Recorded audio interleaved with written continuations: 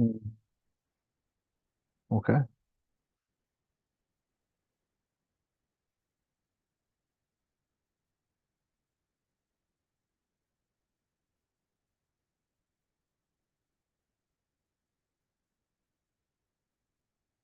Mm, we need to do this. Share the screen. This one with the sound. I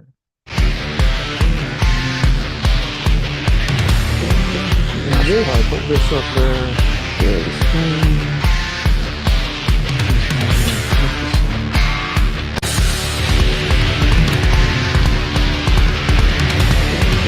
I should probably put this up there. Share the screen.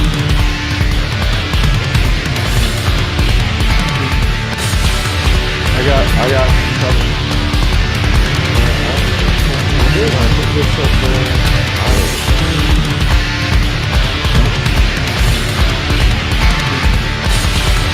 I got some.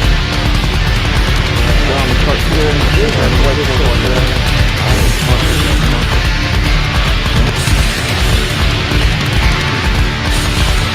I got some. Down the cut here. And what is it on there? What the heck's going on here? Oh, I see what the problem is. There we go. That'll do it. I had the YouTube running in the background. So it was on a delay of this whole thing. Great. Well, that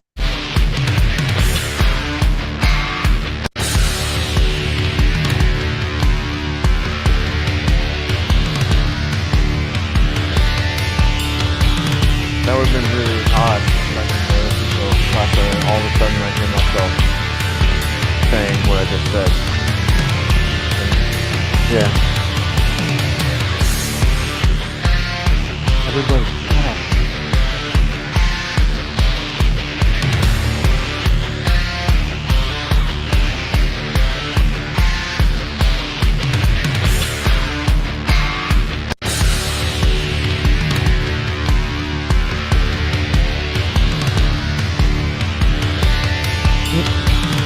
On the cart today, grab a whiteboard.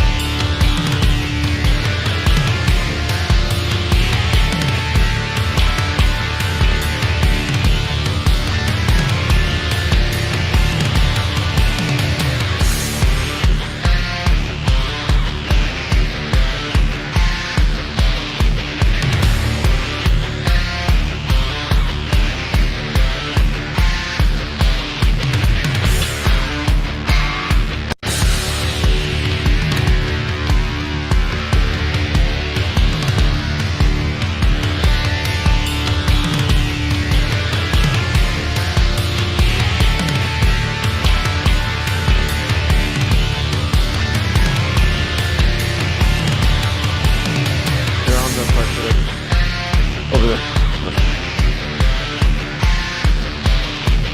Grab a whiteboard.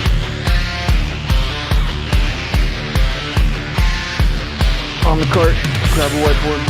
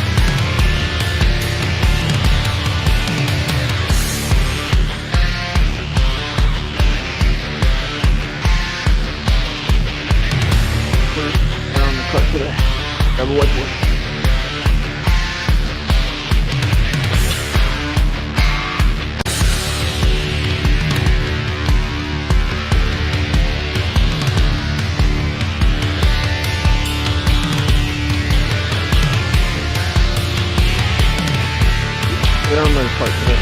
Grab a whiteboard too. On the cart, grab a whiteboard. Cart.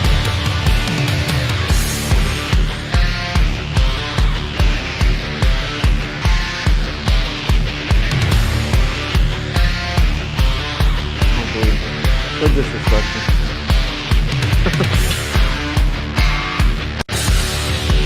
Do you have any idea how long it took me to create that?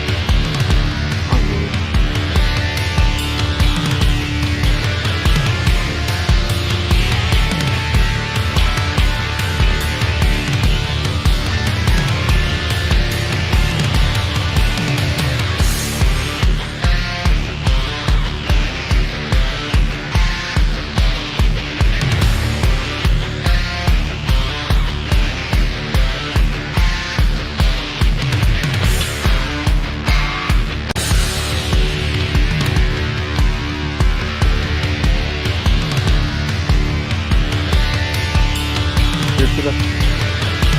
Grab a whiteboard and the inside on the cart.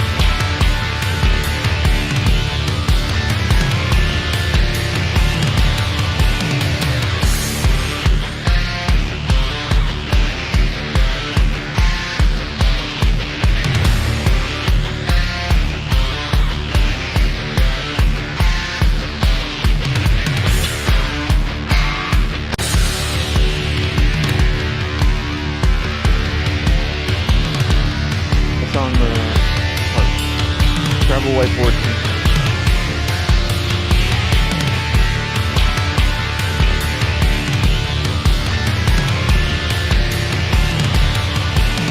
Yeah, good. Yeah. I haven't heard that yet. So I'm gonna 3 till 1 day.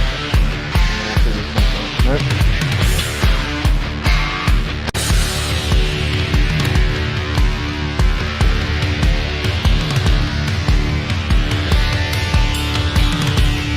Over there, grab a whiteboard too.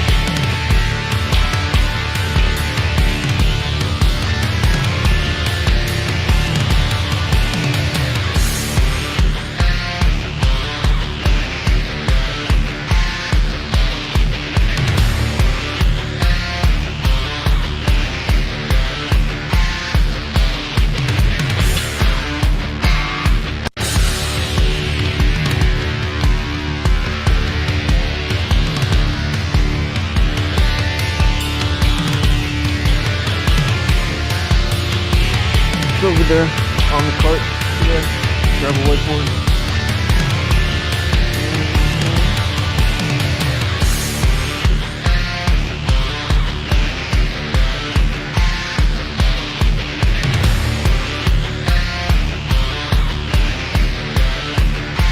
Next Monday, no.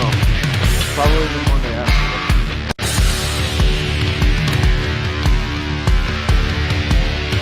Memorial Day is a university holiday. 2 minutes. Panic, everybody panic.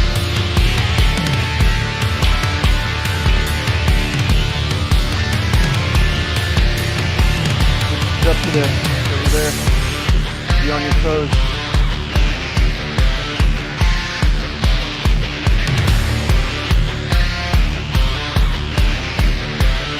The whiteboard too. And your name tag. If you don't, I will throw it.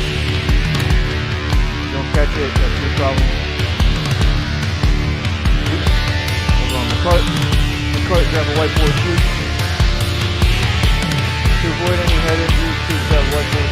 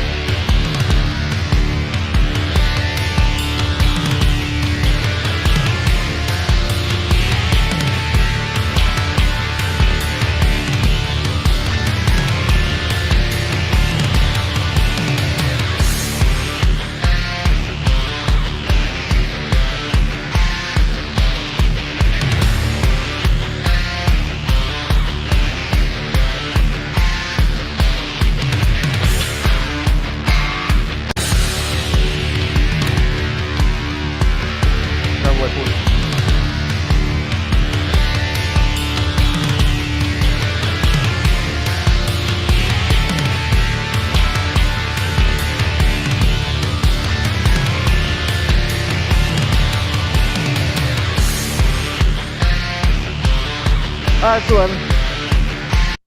Let's get rolling. Went too far. All right. Welcome back. Thanks for coming back. Appreciate it. Hope you guys had a great weekend. Hope you guys remember to call your moms yesterday. If not, bad move. Should have called your mom. 100%. Anyway, let's bow our heads in prayer for a second. Lord, thank you so much for bringing us together. Pray that you would help us all stay focused on the things that are important. Help us to keep our heads in the game and stay focused on what we intend to accomplish. In your name we pray. Amen. All right. So we got a bunch of stuff. We're going to do some review stuff. And then we're going to go in and continue. We started with topic 3 last class, maybe? No. All right. No, we didn't. We're a little bit ahead. Thank goodness. But topic 2, you should have everything you need to do the topic 2 homework that's due this week. Okay. It's going to take you a little bit longer than the topic 1 homework because most of them are 3D problems, right? And the 3D problems just take longer than the 2D problems. That's just how it is. Right? Just wait. Let's wait till we get into topic 3 and we start doing 3D problems, or sorry, topic 4, when we start doing 3D problems, but with rigid bodies. Woo, those can take a while, right? And so the number of example problems that we're going to be able to hit in class is probably going to go down, right? But we're going to try to make it quality over quantity, right? Really get in there and dig deep into what is going on with these problems. So we're going to start topic 3. We're going to talk about internal and external forces. We're going to talk about moments. So the first time we talk about moments, this time about moments about a fixed point, or not a fixed point, just a point, can be fixed, can be moving. And then just some problems. I got a bunch of examples to do at the end, that I tacked on at the end, and we'll see where we get. So, all right, 3. Sure, they're over there. Nope.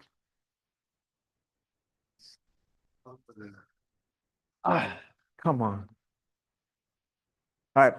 So grab a whiteboard too. Okay. 3D. Yeah. So it on the surface, it doesn't seem like it should be that confusing, right? It's just one more than 2D. And we all feel really comfortable with 2D, right? Like X and Y. I can find the legs of a triangle in 2 dimensions. That seems pretty easy. And you were probably all really excited last week when that's what basically we did the entire time. And you're like, this seems like I don't get it. Why is everybody complaining about this class? And that's why. Because things get real in 3 dimensions. Now, not to say that every problem you ever do will be in 3 dimensions. Sometimes you can make a really good case for just looking at a system in 2 dimensions, right? We do it all the time, and we'll do it later in topic 4. We'll actually revert back to 2D approach.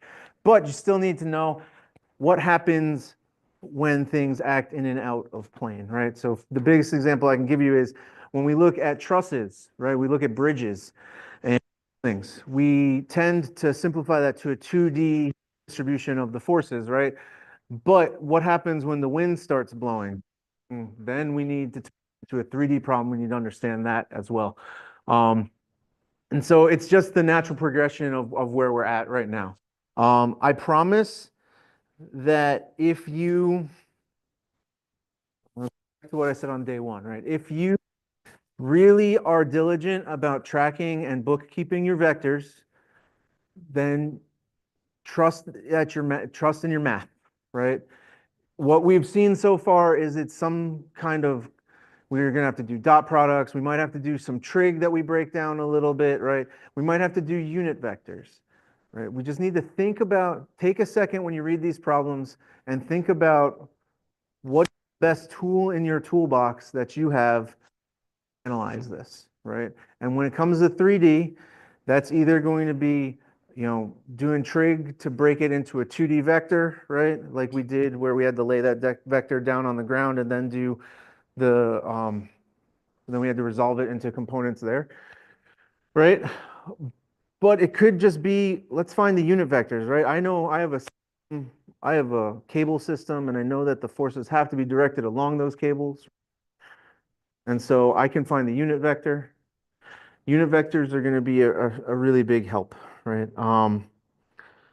The rest of this all seems to be tied into that equilibrium. I think that's probably just 3D equilibrium, but we'll go. Equilibrium is a state, is the main state that we're working with here in this class, right? And what does that mean for us? It means that everything is in balance, right? When you have something in equilibrium in chemistry, right, what does that mean? That means that the system is at a steady state, right? Not moving one way or another. If you think about it as a diffuse system, right, where I have, we'll use the human body as an example, right? Like I have K plus ions that I want to go across my cell wall, right? Well, if I have an overabundance on one side, they'll move to the other until they are in balance. We are cutting to the chase here and we're saying, we're coming to the party late in a sense. We're looking at a system and we're saying, this thing is already in equilibrium. And for a force system, what that means is that it fulfills the condition that the acceleration is zero, right? That's what we would consider an equilibrium system. Why? Because when I sum up all of the forces, they equal zero. So in 3D, whether you're talking, whatever you're talking, that's the same thing. And remember, we can take our components because if it's true for the whole, it's true for the parts, right? In this case, it's true for the whole, it's true for the parts. So if your X, Y, and Z components of a force cancel with all the others, right? When you add them, they all go to zero. Then you're in equilibrium, okay? And it's a powerful thing that we can do. Now, not all systems are in equilibrium, right? That's not how life, but in this class they are. So that's at least nice. 300, it's a number. It's bigger than 299, but less than 301. Free body diagrams. Free body diagrams are, okay. I have told you guys, you know, time and time again, and I've told many classes this. I think they're the most important part of doing these problems, okay? Specifically equilibrium problems. Now you can say, well, Dr. G, if I was asked to find the resultant of a force, I don't really need an FBD. Sure, but if I ask you to tell me what the missing force is that puts your system into equilibrium, you kind of want an FBD for that. And I would argue that when you get to dynamics or biomechanics is what they call it, and in electrical engineering, when you start working a lot with phasors, right, being able to do that, to work with an equilibrium system is really important, and drawing your free body diagrams, right? Now, just drawing in general. It doesn't have to be, you guys have seen what I have drawn so far. It is a series of dots and arrows. It does not have to be, you know, the Sistine Chapel ceiling, right? It can be very simple. The drawing helps you. It's for you. It's not really for me. I grade it, but it's for you. It's for you guys to keep track of the things that are happening. In this case, we have a free body diagram, which is just all of the forces, whether they're internal or external, acting on a system. And we'll talk more about internal forces today. But we'll get lots more practice with FBDs. Lots more practice. All right. Is there anything else that you guys want me to discuss before we launch into the next thing? No? Everybody's all right. Well, let's go then. This says a lot of text on it. What is this? Well, we're going to go over the water tower project again, just because I want to. And since it's due next week on Sunday, I thought it'd be good to really just make sure everybody's together with this, right? So I just copied this from Halo, right? This assignment, you'll design a trussed water tower capable of absorbing lateral and vertical loads. Water tower is meant to serve a collection as a collection basin for a clean water project for a population in desperate need of clean drinking water in close proximity to their home. Assume that the population of the village you are serving is 200 people, whom needs a minimum of a half gallon of drinking water per day. So this is just setting up the design requirements. It doesn't really affect this particular part of the project very much. It will when we get into the design, right? It will, because it's telling you how many gallons of water you need. So it's basically telling you how much, so what it's getting at. Product planning is the process used by industry to move a product from the idea stage through the creation and introduction of a product to the marketplace. What are we trying to find out? We need to know who is our market, what is needed for such a product, what is the size of the market, and what is the value proposition. So in a second, we're going to go over the rubric, and I would invite you, if you have your laptop, to log into Halo and check it out when we go through it. This requires us to follow the industry standard for submitting a product plan. We have to integrate our components of human value proposition in there, which we talked about last class. We'll go over again. So this is supposed to be a 1,000 word product plan in Microsoft Word document. Okay, let's start there. Word limits. I think that's great. If it's 1,000 words. Everybody asks, well, what if I go over? What if I go over? Did you need to go over? If you need to go over 1,000 words to tell me your story for this water tower, then that's fine. If it's like, well, it's going to be blue because that blends in like with the sky and then people won't really see it, so it won't be, that's not helpful to this particular project. No fluff. Fluff to zero, right? Don't tell me things that I don't need to know. There are 40 of you in this class. That means I have to read 40 of these. I want them to be concise. I want them to be to the point. But I'm not going to penalize you if you went like, yeah, if you do 10,000 words, there's probably a problem there. You don't need 10,000 words to do this, right? But if you're a little bit over, that's not a big deal, right? If you're significant, like if you're at like 1,500 to 2,000, you got to look at it and say, did I really accomplish what I was trying to do here? Okay. Microsoft Word, it says, that's great too. I know you don't like to use Microsoft Word, and that's fine. The reason it says that is because Halo is very specific about the file formats that it can accept. So please either Word doc or PDF when you upload it, okay? Word doc or PDF. Okay, so what are we trying to do? Write a clear, concise, logical mission statement and a vision statement that discusses where you're going and how you're getting there. Okay, right? We talked about this last class. Concise, 1 to 2 sentences per, right? Don't belabor it. But do hit me over the head with it, right? Make sure I know what your mission and vision are. 2, identify the market and discuss regional deployment pros and cons of the identified region.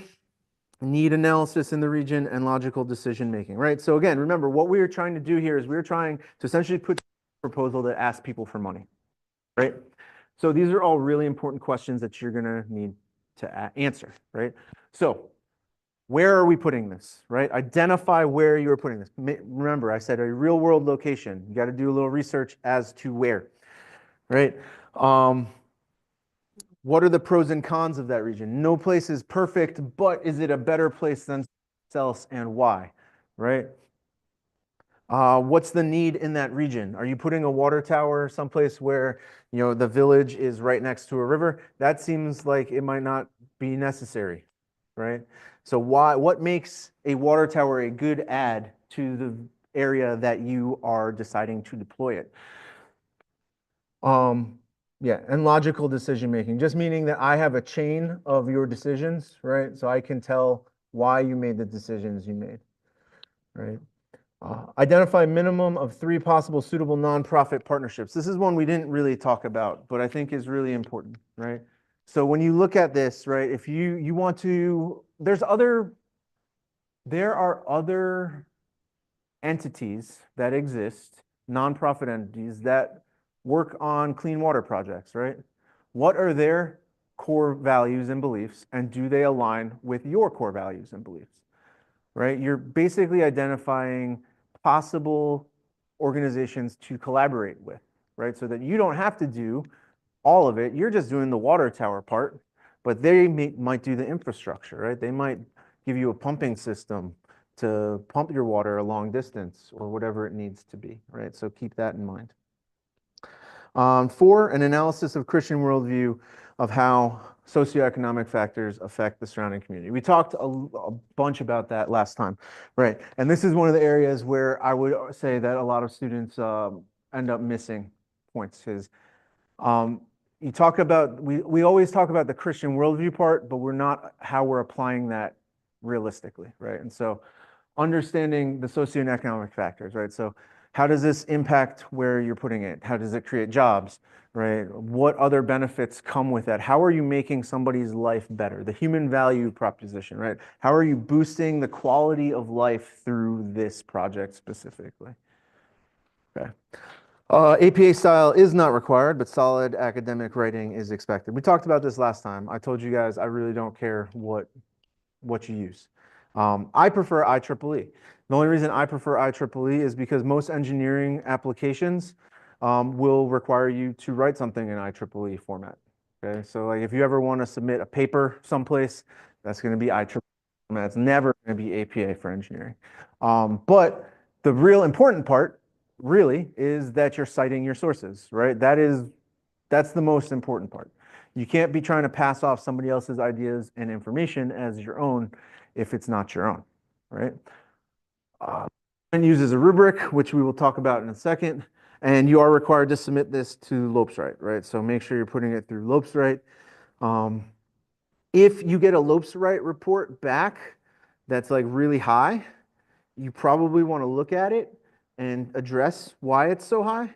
If it's that everybody, like for instance, I don't know if you guys have ever submitted a lab report to Lopes-Wright, right? And you get flagged for all of the section headings. Well, yeah, you're going to get flagged for all the section headings. We gave you a template to use those headings. So that's, you can explain that and you can be like, well, yeah, this is, it's just the template. This is the section heading, no big deal. But if it says like 3 years ago, somebody used the same exact paragraph that you used, that's something that you probably want to look into. Okay. It was me, I swear. Okay. Anyway, cool. Let's talk about the rubric. So if you guys have your computers open, I'm going to go through it. There's what, like 4 or 5 sections on this, I believe. Maybe more. 6 sections? 6 sections. Okay. First one is mission and vision. The target, so the 5. So this whole section is worth 9 points. The 5 line says mission and vision are clear, concise, and logical.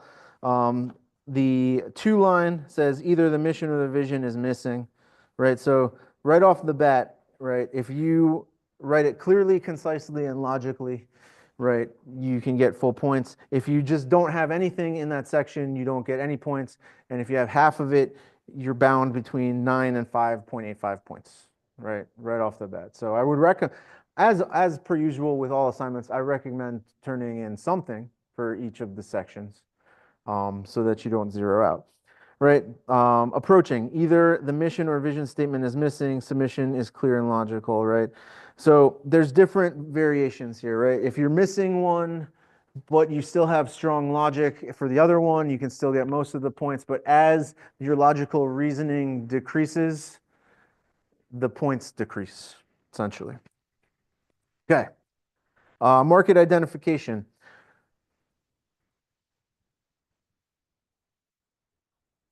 Grab a whiteboard too. Grab a whiteboard too. Region of deployment is discussed in detail. Pros and cons of region are identified. Need for product in the region is discussed. Clear, concise, logical reasoning, right? We're seeing a pattern develop here, right? Okay, so all those things we just talked about, right? This is the what and the where of the whole thing, right? And the why of the where, right? Not the why of the project, but why are you putting it where you're putting it? All right. So again, if you don't have anything, it's a 0. This is bounded by region of deployment is stated. So you tell me where, but you don't give me any reasons. You're like, yeah, we're gonna put it over there. Okay, great. That section's worth about 15. Suitable nonprofit partnerships, right? So again, we want to come up with no fewer than 3 nonprofits that we think our mission and vision align with, and this project specifically would complement, right? Typically, typically, even for nonprofits, if we're doing the same exact thing, probably not going to get a partnership out of that, right? Because you're oversaturating what they're doing. So you want to think of, you want to find organizations that are complementary to what you're doing so you can come alongside them and be stronger together. Again, the fewer that you have, that'll drop your grade. If you don't even talk about any of them, you get a 0. Right, the number 2 is possible partnerships with nonprofit organizations are discussed with omissions, meaning you didn't hit the 3, or maybe you didn't discuss them in depth and detail. Nonprofit alignment with mission and vision is minimally discussed, and complementary areas are not highlighted, right? We really are focusing on how are we working together? How are we working together? Big one, human value proposition. I think we kind of might have beaten that one on Friday, but just as a reminder, this is not just about identifying scripture versus agree with what we're saying, right? The human value proposition is clear, concise, and logical. You go into the socioeconomic effect on the surrounding community in great detail, and you do an analysis / discussion of how it relates to the Christian worldview. Now, I don't think that there's anywhere that directly says in the Bible that we are supposed to go out and build water towers. I don't think that that's what we're looking for. Grab a whiteboard. Right, but I think you guys have done enough Christian worldview papers at this point to kind of get it.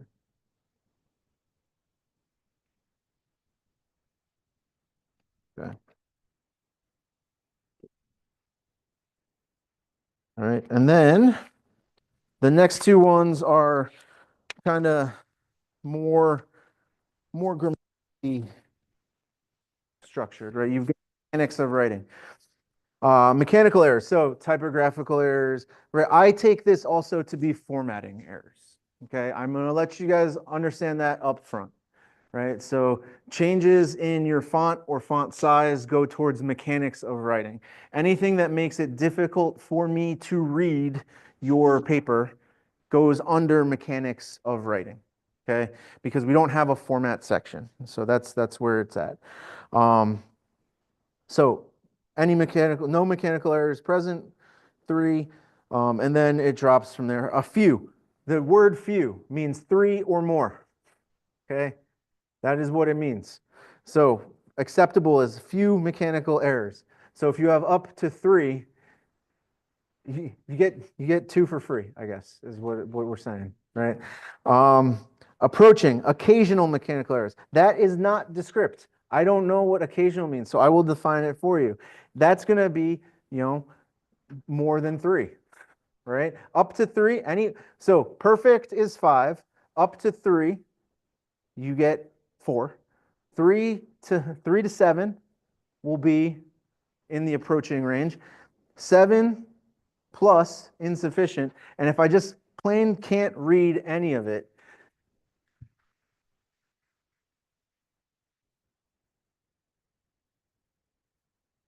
down there today.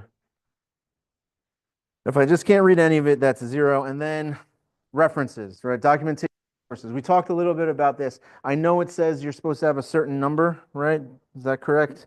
Typically, they say you're supposed to have about 3 sources in there.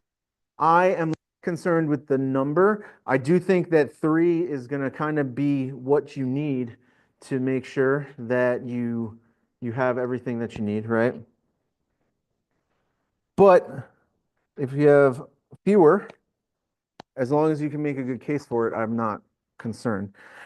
In-text citations go into this as well. If you have a works cited but no in-text citation, you're going to get a 2. That's not the format, right? Remember, anything that is important enough to be in your works cited or your reference part needs to be cited inside of your paper. If it's not cited in your paper, it does not belong in your works cited. Jaden.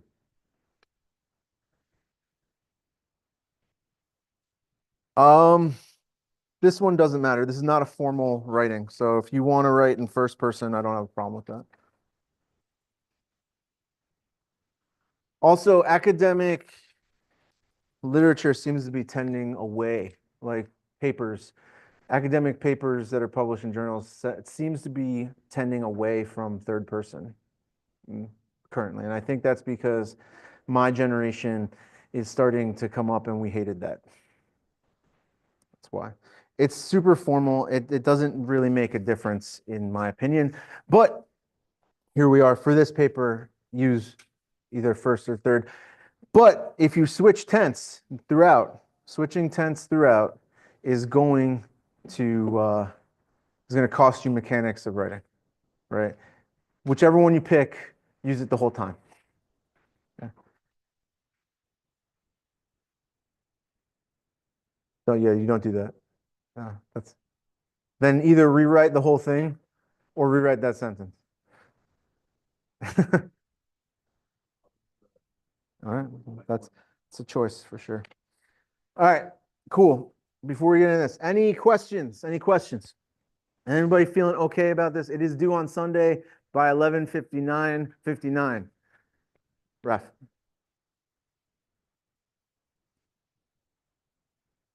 You can use section headers. That's fine. That's fine. Yeah, Ron. I did notice there was no mark for the word count. If I hit As far as I am concerned, if you can do the assignment, I don't really care how many words you use. Okay. As long as all of the rubric is hit, that's what you need to be concerned with. The rubric is there to show you exactly what needs to be hit, right? And so hit those things, right? And you should be all right. Okay. It says concise in there, right? So, yeah. Colin, what's up?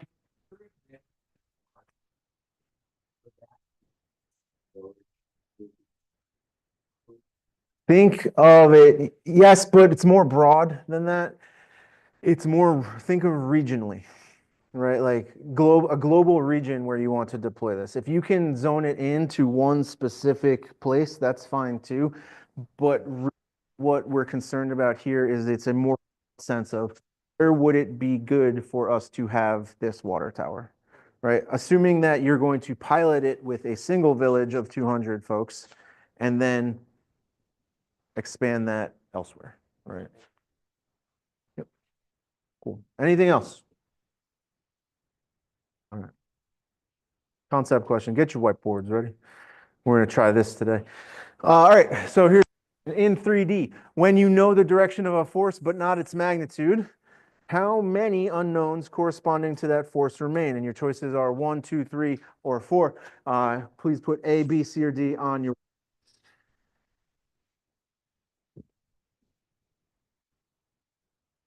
All right. So in 3D, when you know the direction of the force but not its magnitude, how many unknowns corresponding to that force remain?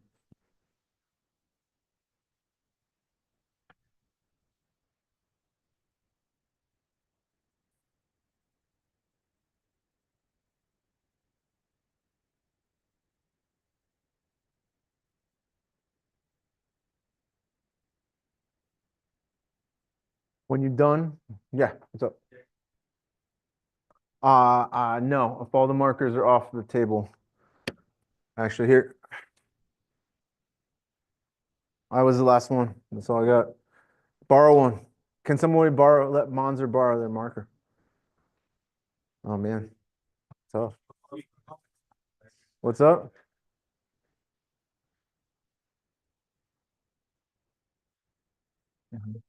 Yeah, all right. Hold them up so that I can see what we got. All right. Well, we got A's and B's. It's A. Answer is A. Why is it A? Well, there's two things that you know about a force, whether it's in 3D or 2D, and that is its direction and its magnitude, right? So if I know one, I don't know the other. There's only one thing I don't know. There's only one unknown. Okay. All right, here's another one.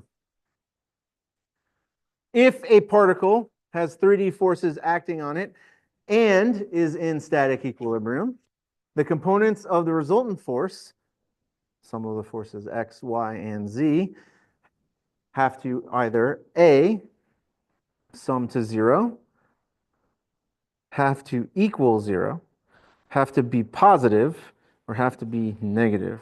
Which one is it? A, B, C, or D? You guys a little bit more on this one.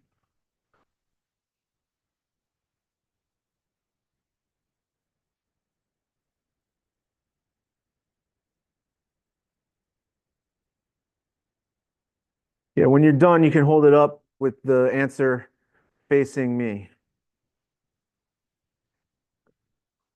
Don't let the people in the rows behind you steal your answers, guys. Come on.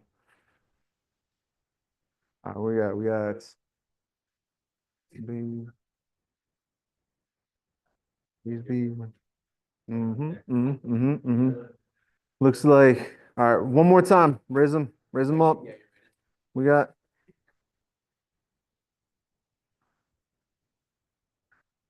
all right, we got A's and B's. A's and B's is looking like. This one's B. Why is it B? So for anybody who chose A, why? This doesn't sum to 0.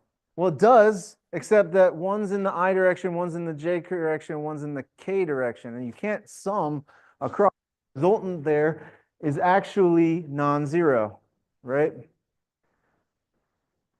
But the sum has to equal, the resultant force has to equal 0, right? That's the thing. That's the ticket. That's the ticket. Okay. Oh, good. This add-in. Yeah, sure. We'll do that. All right. So, return, return. Well, let's see. Well, let me. No, no. I was going to give you guys 30 minutes to do this problem. I still will. It just won't be up on the board. That's annoying. All right. Well, what do we got here? I got this balloon. All right. This is a hot air balloon. It's super cool. Um, there's 3 cables that we're going to use to tether that balloon to the ground because we don't want it to just float away into outer space. All right. Determine the vertical force P exerted by the balloon. Some people would call that like the thrust, just if you're like aerospace person. But we're going to call it a vertical force P exerted by the balloon at A, knowing that the tension in the cable AD, or tension AD, is 481 Newton. That's back there. All right, I'm going to give you guys 30 minutes to work on this, and then we will regroup and talk about it. You can work on it together with people next to you or separate. I will set a timer because my other timer is not working.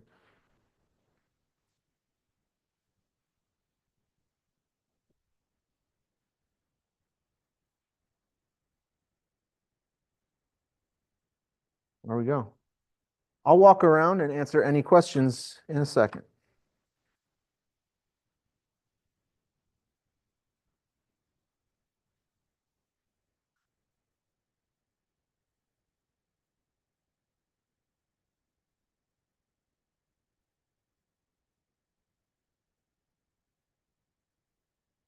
Try to fix this add-in.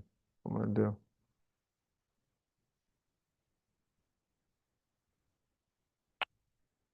Well,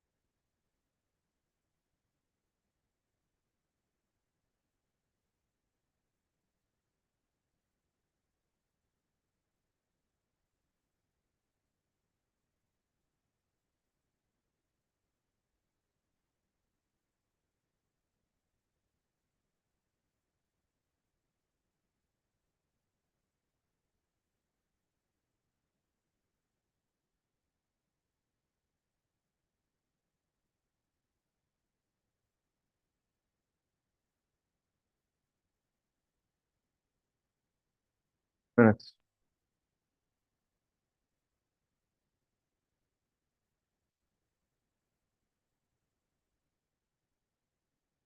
I think I'm gonna write that, but for the AC, Mhm. I don't know how to get the mic, but I'm trying to see if I can get the magnitude from saying the diagonal of a of the like make a rectangle. Is that what I'm saying? Like I want to get the distance from. So what do we know about those cables? I know what you. I know their position. Right, so you know the position, right? So can you break that into a vector, a position vector? And then do the unit. Yeah, good. Brandon, you good? I have a question. Okay. Is the tension from A to B, Mhm. is that equal to the magnitude of that force vector? So that's the magnitude of that vector, but not the direction of that vector. Right.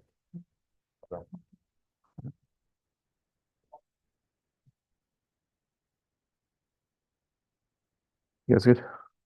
Yeah. A question?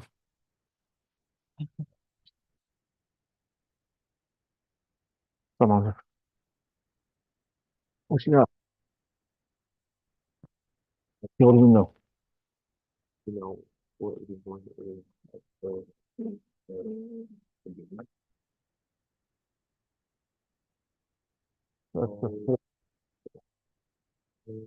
So you know the magnitude, but not the direction. So if we wanted to get the direction, what do we know about how that cable is positioned? are we finding points? Cause I've, when A, I'm not sure.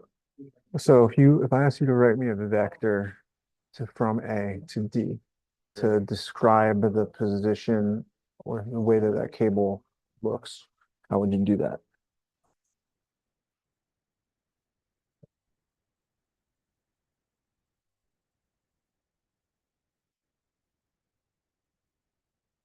So how you know, or just how from Z?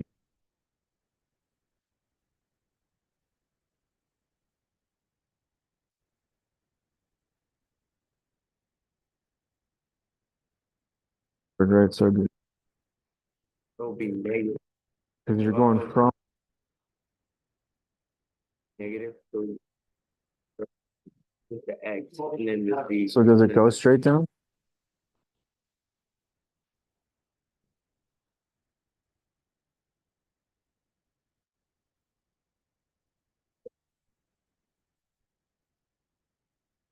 So A to B or A, which one are we talking about? A and B. X. Yeah, So what?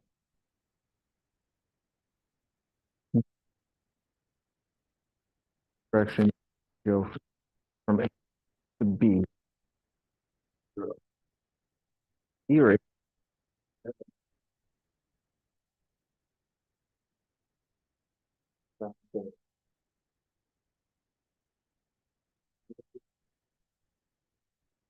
One of them is on the x-axis, right? And x-axis can move in that direction.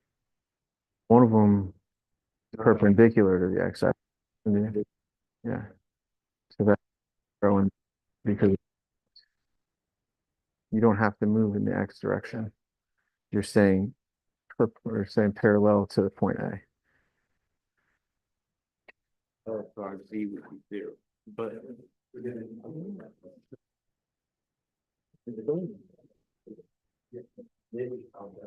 getting from like A to C? You're gonna need all of them because you need the force, the vertical force, right? Yeah. P. But in order to figure that out, you're gonna need to know the tension in AB and AC. So things that we know positions, but when we have cables, we also has to be transmitted. So what, knowing those two things, we did a problem on, I believe it was on Friday or Thursday, Thursday. saying how start that, right? There's, so we'll check back in your notes. I'll come back. Where are you, okay?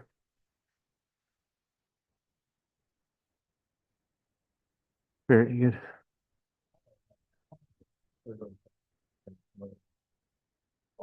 Yeah, yep.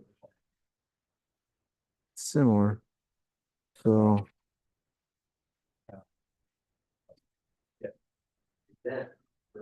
hmm, I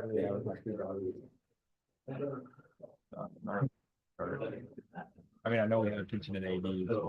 right. So how many unknowns do we have in this? We need to know A B, and then AC to two. And the force pulling up P. And of course, so Right. So it's just three. So three equations, three unknowns, right? That at least tracks. We know all the positions of the endpoints of that cable, right? So you could write a vector going from A to B, A to C, and A to D, right? Okay. And so start there and see where that Just kind like of 0.2 in the, like for A to B, it'd be 4.2 in the X, I guess that pop negative X. And then negative 5 points, or is that's a negative 5.6 in the Y? Because and then nothing in the Z because it's on the axis.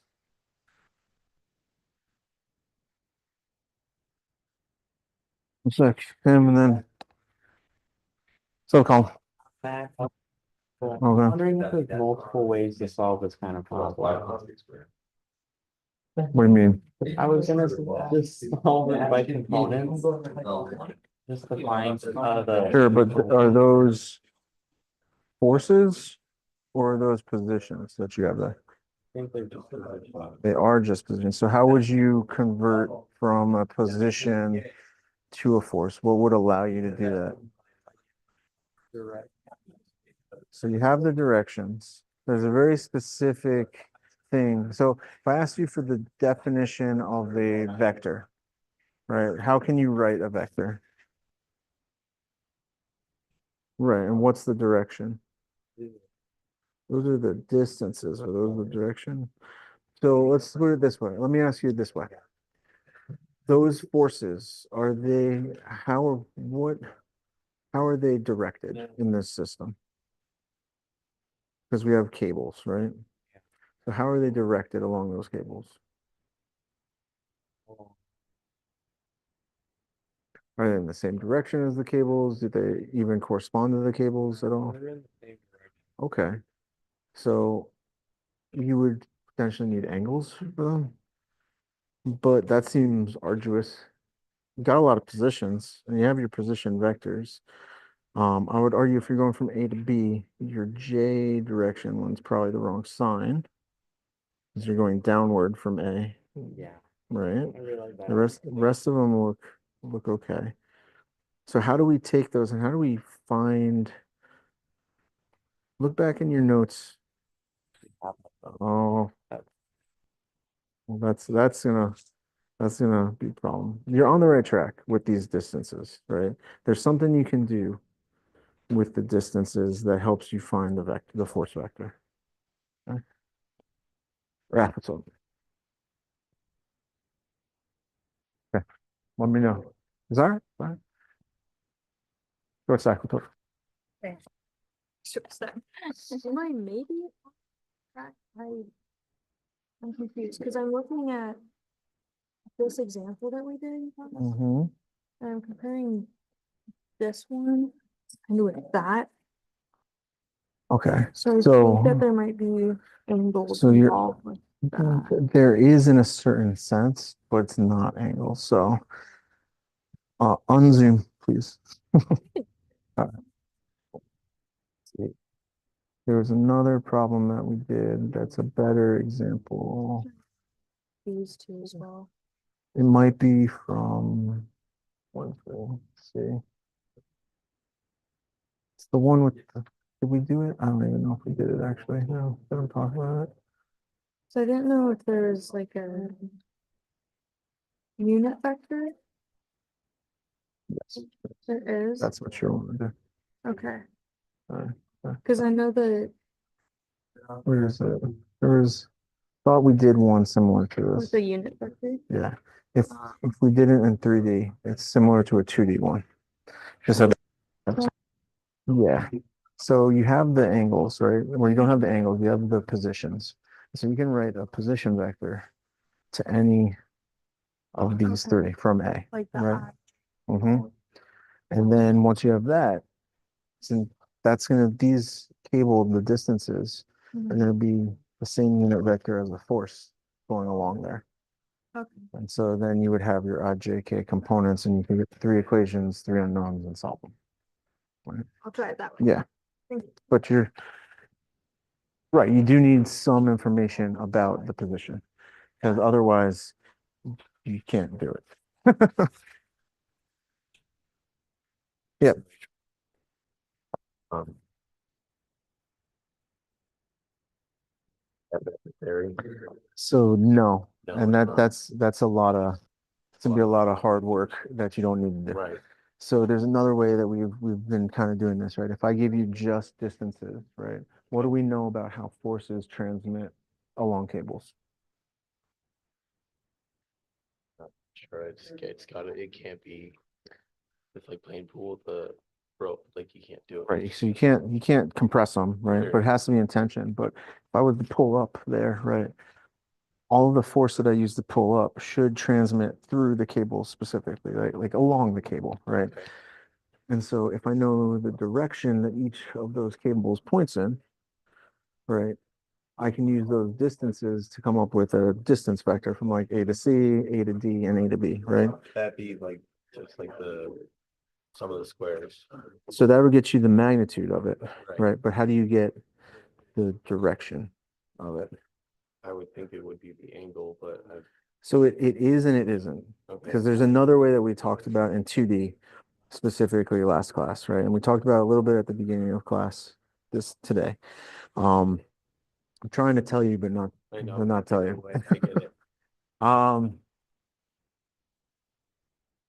Those are the components. So this right here, right? Yeah. This will get you the magnitude of that distance, right? Right. But that just gives you the magnitude. So you need a direction piece, right? Okay. And there's two ways that we've kind of talked about direction. We either talk about writing it as a Cartesian in terms of I, J, and K components, Yeah. or getting the angles, right? Okay.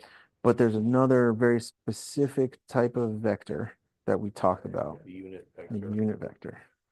So if you make the unit be, Okay. that's going to be the same, pointed in the same direction as your force. Right? And so how do we determine a force if we have a unit vector?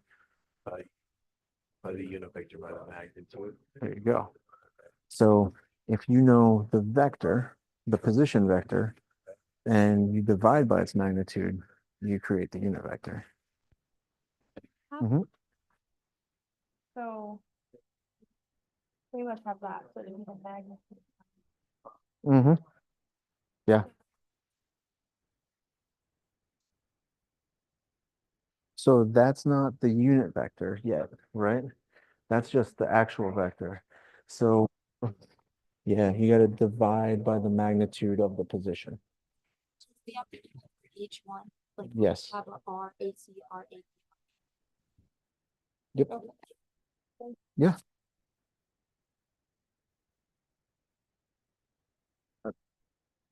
I guess 10 minutes. You got a question? I have answers. Okay. He was 481, correct? Mhm. Find the unit vector, you put that over the position. Correct? What are your units in a unit vector? Unit vector. Does it have like, where I tell you it's like meters, would it be newtons? What would it be? Because right now you're dividing meters by newtons, right? So that's not, so you have the right, like, the right idea, because you're dividing the vector by the magnitude that you need. What you have.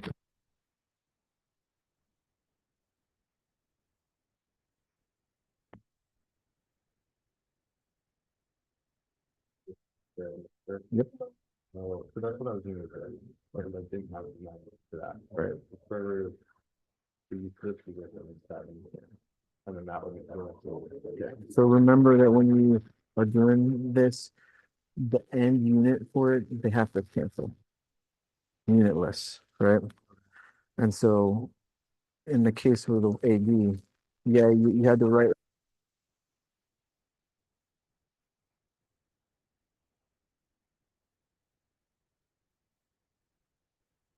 Yeah, I don't want to do this additional unit and then somehow. so you have the vector, right? And then you divide this by the magnitude of this vector. So you'll have 3 different unit vectors for each one. Right. So how do we define a force if we have unit vectors? What's the definition?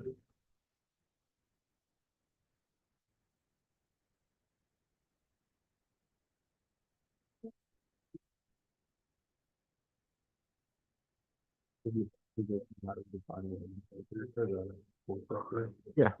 So once you calculate your unit vector, right? How can you use that to get a force vector? Mhm.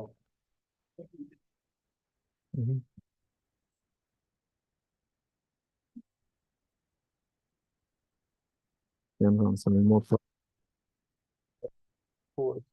yeah, you multiply by the magnitude of the force. Oh, so we have magnitude of 4 in. Right. So you have that for AD, but in the other two, that's what you're looking for, right? Because what we're looking for is the upward force P. But in order for us to get that, we need to know all the tension all the way around. Yeah. So you got 3 unknowns and 3 equations.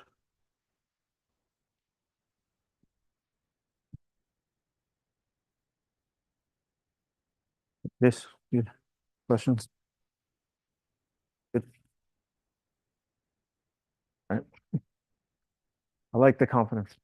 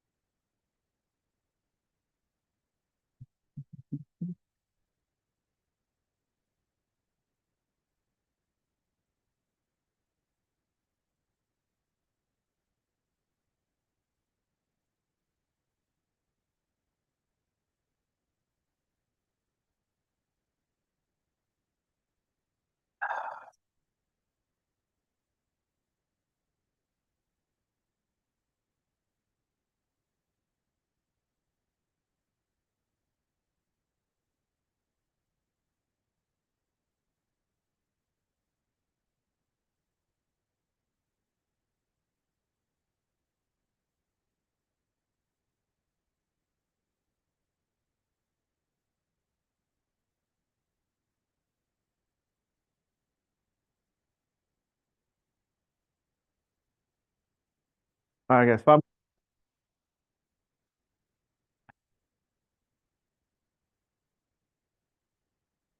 Mhm, mhm, mhm, mhm, mhm. Are you trying to find angles? Is that what you're doing? What is this? Me? I think you're doing too much. You gotta do less. Uh, I think I've gone on record many times saying that you should like angles are not necessarily the best way to do these problems, right? I mean, you can get them for sure. It's just going to be way longer than you need to spend doing it. And then you have to figure out like it gets really complex and hairy if you try to do that. So let's go about it. Let's try it this way instead. I think I'm just confused on both. Sure. Let's let's think about it this way, right? So given the things that we know here, right? And what you have there, right? You have your distance vectors, right? You have your distance vectors there. They're not forces, they're just distances. How do we make a what are the parts of a vector? Magnitude and the direction. And the direction we have talked about it a couple different ways, right? You can list it as IJK in components. You can list it as a magnitude and an angle, right? But you can also use one other very specific type of vector. Let me ask you this. What are IJ and K? The unit vector. The unit vectors. So what if I made a unit vector pointing along each of those cables? What could I do with that? Well, start with doing that, and then we'll get.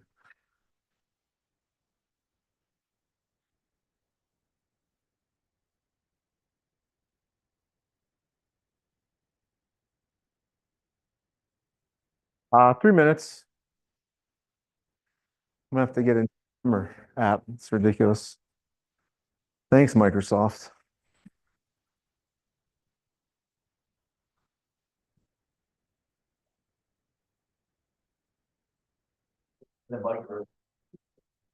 Wait, what's going on there? I'm not gonna have enough time to solve it. Well, Just that's from the computer. not super important. What's your thought process? Let me hear what's going on here. Well, talking to Ryan about it, we're just kind of trying to figure out like the length of every like cable. Yeah, And then that that's seems kinda- like a good idea. kinda where I got stuck, like, I mean, it looks Well, like not- you're not on the stuck, right but- track here so far. yeah. And then, I mean, from there. I mean, from what you told them, I imagine we're just kind of like adding up all of our vectors, right? And then we take like. So those are all positions, right? And you got Yeah. you have your position unit vector, right? Hmm. If I asked you for a force, how would I create a force using a unit vector? I don't have an answer for you. I don't know. I don't remember. So we'll find out. Yeah. That's a good question. I don't have my notebook with me. I left it at the table. I'll It looks find out shortly. it looks pretty good. I mean, process wise, it seems like Yeah, great. you got It was going down here and I ran out, so I Yeah. came back up here, but. so you started with you got the unit vector, right? And then you That's- brought the force magnitudes back in, and then you solved 3 equations with 3 unknowns to find. I mean, that's seems logical and the correct way to do it. I just can't confirm or deny right now as I don't remember what the answer is off the top of my head. Okay.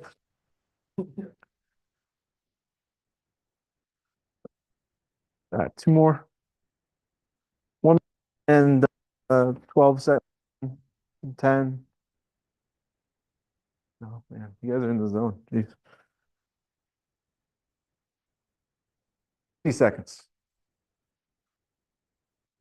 Makes it sound like there's more time if I switch to seconds in under a minute. You're like, it's less, it panics less people.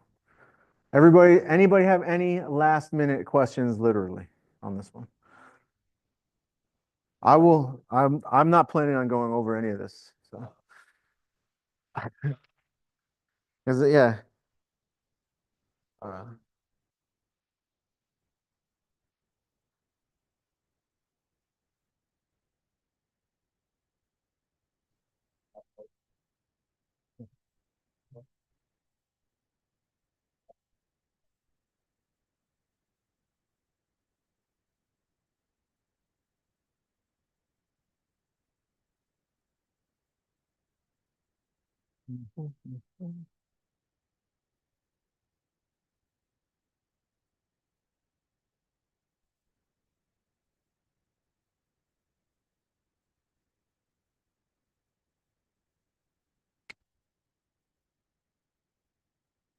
All right, 30 minutes.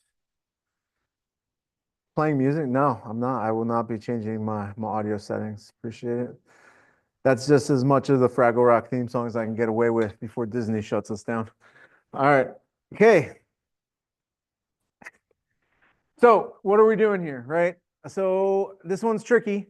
It's an extension of what we did last week, right? And so in two dimensions, if I gave you an equilibrium problem, which this is, and I gave you just distances, what did I tell you last week should be our first thought that we need to do? We have just distances. It's unit vectors. It is never, I want to get the angles, ever. Please don't do that to don't do that to yourself. You can totally do it.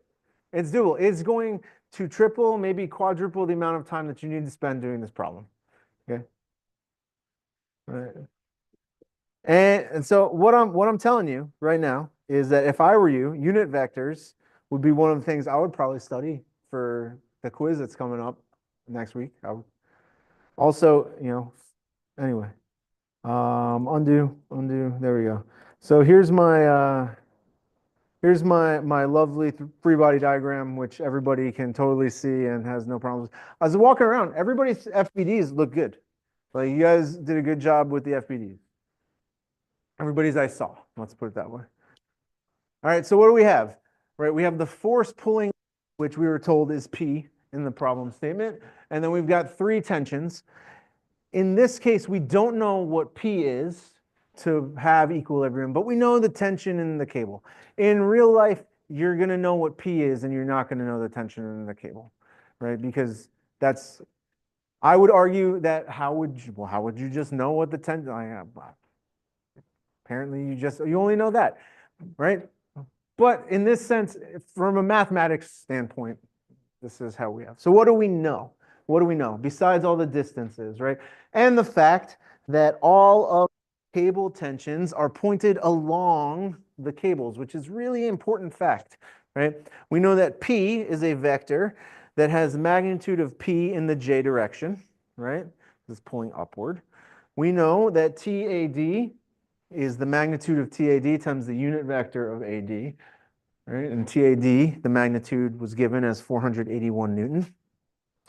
TAC and TAB have similar definitions. Remember, the big thing about unit vectors is that they allow you to determine the components of a vector along a very specific line of action, right? And so we've seen a couple problems in the homework where, okay, we want the projection of this on the u-axis or on the v-axis, right? There was one where we had to do that. And that's fine. We use dot products because it was a 2D problem. But if you have distances, you can create the vector along there in a Cartesian frame, right? And because that distance vector is going the same exact direction as our force vector, right? Because they are parallel vectors, they're sitting on top of each other. Then what do we know? Well, we know that the unit vector is the same, right? Because what else do the unit vectors tell us? We sometimes refer to them as the direction cosines, right? You can get cosine of theta off the x-axis, the y-axis, and the z-axis from the unit vector, okay? So that's all built into the unit vector. So if we can get the unit vector, you're essentially getting the angles, but with way less work, right? Because what is a unit vector? A unit vector is the original vector divided by its magnitude, right? That's what it is. Okay. So what were we asked to find? Really, we were only asked to find P. You can't find P if you don't know the tension in the other two. You just can't. You won't have enough information. So we need to find all three. Lucky for us, it's a 3D problem. 3 unknowns, 3 equations. We've got this. We should be able to get this done. All right. So let's do this. So first thing I'm going to do is I'm going to get my unit vectors, and I'm going to start with unit vector for AD. The unit vector for AD, well, that's going to be the position of me going from A to D. If I want to go from A to D, well, in the X direction, I'm not going to move at all because D is along that axis. And I know this is drawn really badly. I get that. But that's what the not drawn to scale that's under my picture up here is for. It allows people to know that's not drawn to scale. There it is. Official. Officially not drawn to scale. Move that over here. Okay. So that's great. So that's on the axis right here, right? Okay. So in the X direction, I've got 0. In the Y direction, I'm negative 5.6J, right? Because I'm going from A to D. So it's 0 in the X, down in the Y, and then I've got to go negative in the D, or in the Z, excuse me, to get to point D. So what I end up with is 0 in the I, minus 5.6, not 0.56. That would be really bad. In the J, minus 3.3K. And I want to divide that whole thing by the magnitude, right? Because what is a unit vector? The unit vector, in this case, is our position divided by the magnitude of the position. Those are vectors. Right? That's the definition. Cool. So what's the magnitude of this vector? Well, 5.6 squared plus 3.3 squared square root gets me the magnitude. When I calculated that, that was 6.5. So I would divide that by 6.5. I'll write it long form for right now. That. And if I punch it out, I'll get, guess what, 0 in the I.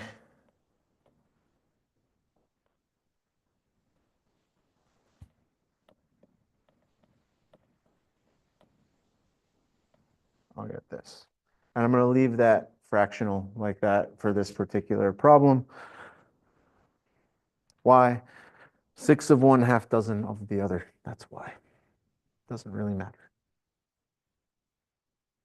I will just leave the 0 components as 0 though, because that's not getting me anything.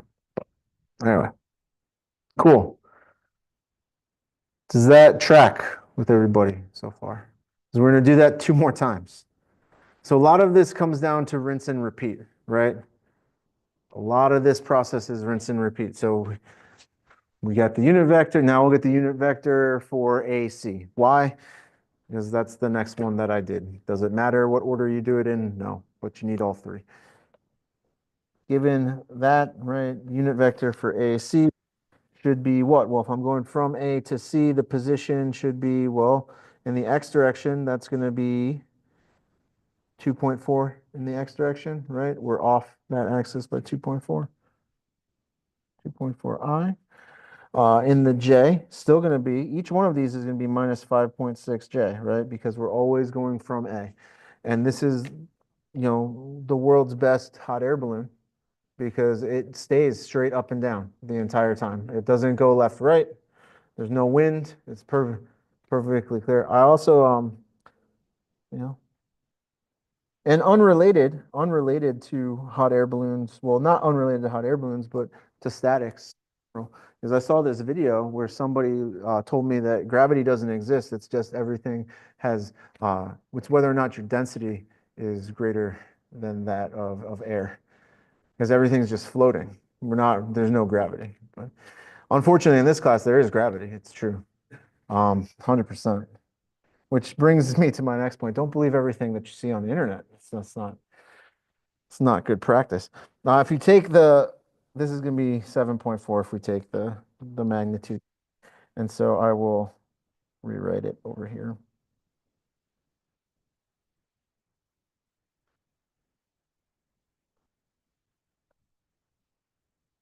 And remember, you can always check your unit vectors, right? Because if I take the magnitude of any of these, it should get me back to 1 or as close to 1 as possible if I've been using decimals, right? So truncation, you might not get exactly 1, but you should get really darn close, right? Really darn close. Okay, that's 2 of our unit vectors right there. And then we need the third one. And then we're not really off to the races, but then we can do something similar. Right, so I'm going from A to B. That's on the x-axis, so I'm not going to have any z component, right? It's not going in and out of the board. We're going to start off with a negative 4.2 in the I, minus 5.6 in the J, plus 0 in the K. And remember, you don't have to keep the zeros in there. I like because it allows me to line everything up and make sure that I'm not doing any weird, I'm not grabbing anything that I'm not supposed to when I do my sum of forces. 7. Turns out that that is 7. Sometimes, so not for this problem, but if you ever notice, sometimes I noticed this in one of the homework problems actually. I did it one way, and the book decided that they were going to multiply all of their vectors by like 2 over 2 because they didn't want to deal with like 0.5. So instead, everything was a function of 15. It doesn't really matter because if you multiply by 2 over 2, it's the same as multiplying by 1.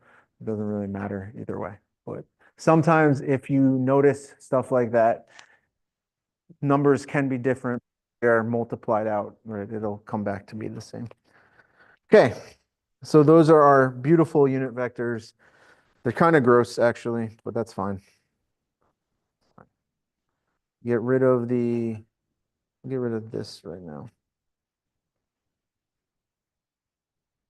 Move my unit vectors back up here. And actually, we'll get rid of that. Any questions so far on the unit vectors, why we're doing that?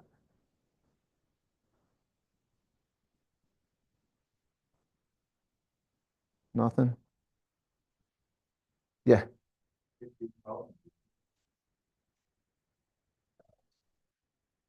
So if the problem gives you angles, it probably won't give you all of the distances, right? It's going to do one or the other. Why? Because that's how the textbook likes to do things. In real life, what are you more likely to know? You're more likely to know where those posts are and the distance to the top of the balloon than you are to know what angle those are at, right? Yes. If you have all nothing but this, if you have nothing but distances, unit vectors. If you have a combination of distances and angles, we did that last class. You might have to find like one unit vector and then do the angles for the other one. We had that really nice problem at the end of last class. I say nice, but it gave us all of the angles directly to the axes. That was super cool of them to do that. You know, but in practice, it's more likely for something like that. Even if you knew what this was and you wanted to find the tension in the cables, it's more likely that you have those distances, right? Okay. So now we have the unit vectors. That's all well and good. So what do we do with them? Well, we defined a unit vector before in terms of our position, but if I have a force vector, really if I have any vector, that is the magnitude of my vector times the unit vector, right? That's just using how we found a unit and rearranging that equation to solve it for the original vector instead of the unit vector, right? And it turns out in these cases, because, and this is what's really important, because the unit vector points in the direction of the force, it is the same, right? You can't say UAC is for TAB. That doesn't work because TAB doesn't point in that direction. If you really wanted to make life fun and interesting, you could break everything, you could change the coordinate system and break it into components for that. And I wouldn't do that. Just use the unit vectors. It's much easier. Much easier. All right, so how do we start this? Well, I'll start with TAD, right? So first thing we're going to do is we are going to calculate all of our vectors, right? The ones that we don't know. And we'll get all the components, and then we're going to have 3 equations, 3 unknowns, and then we'll solve our system of equations, right? Great. So what's the magnitude of TAD? TAD. What's the magnitude of TAD? We were told it is 481 Newton, and we will multiply that by our UAD vector, which is 0 in the I, minus 5.6 over 6.5 in the J, minus 3.3 over 6.5 in the K. And that's going to equal roughly 0I, negative 414.4 in the J, and negative 244.2 in the K. And that's all Newton. 41 was given in the problem statement, remember.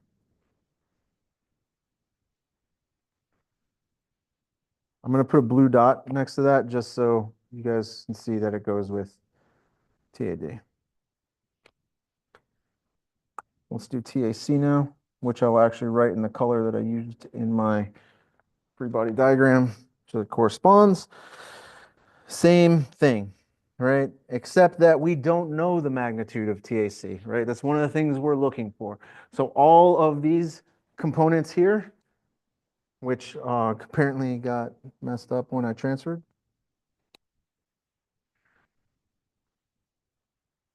It's fine now. It's good. Right? All of this right here is it's this vector times TAC. So each one of these components is going to have a TAC component, right? So it's 2.4 over 7.4 times TAC in the I, minus 5.6 over 7.4 TAC in the J, plus 4.2 over 7.4 TAC in the K. Right? Everybody is following me on that, and that's rinse and repeat for UAB and TAB, right?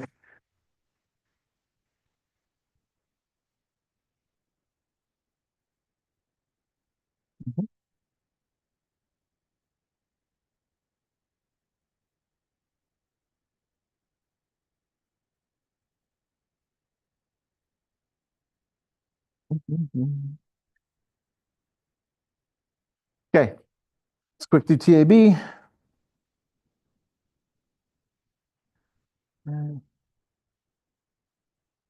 Negative 4.2 over 7 TAB in the I, minus 5.6 over 7 TAB in the J, plus 0.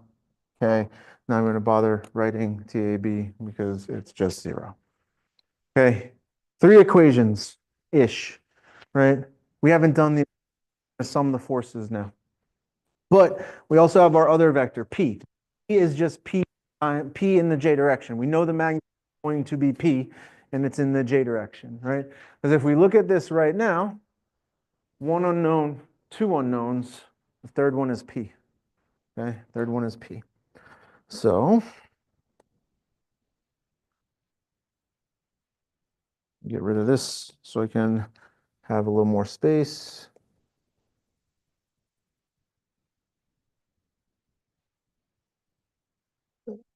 Take these. Nope, too much. There we go.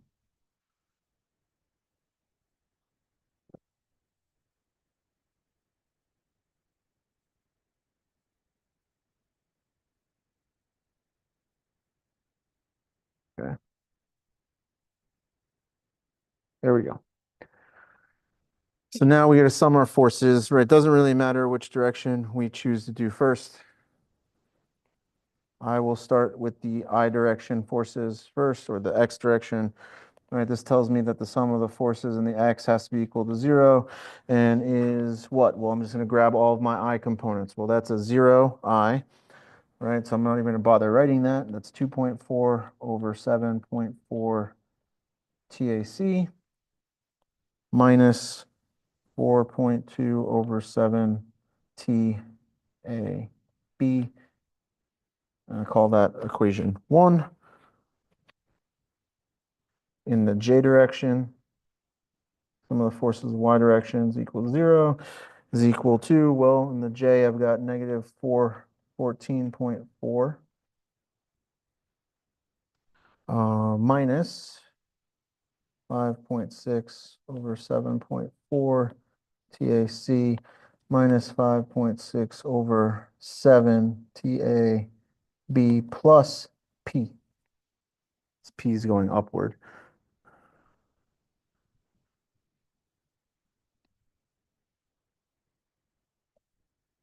Equation 2. And in the K direction, sum of the forces in the Z equal to 0 is equal to, well, negative 244.2 plus 4.2 over 7.4 TAC and 0 for TAB. Equation 3. Lovely. Cool. Using Dr. D's law of solving equations, we solve equations because I can solve T directly for TAC. I would then plug in equation 1.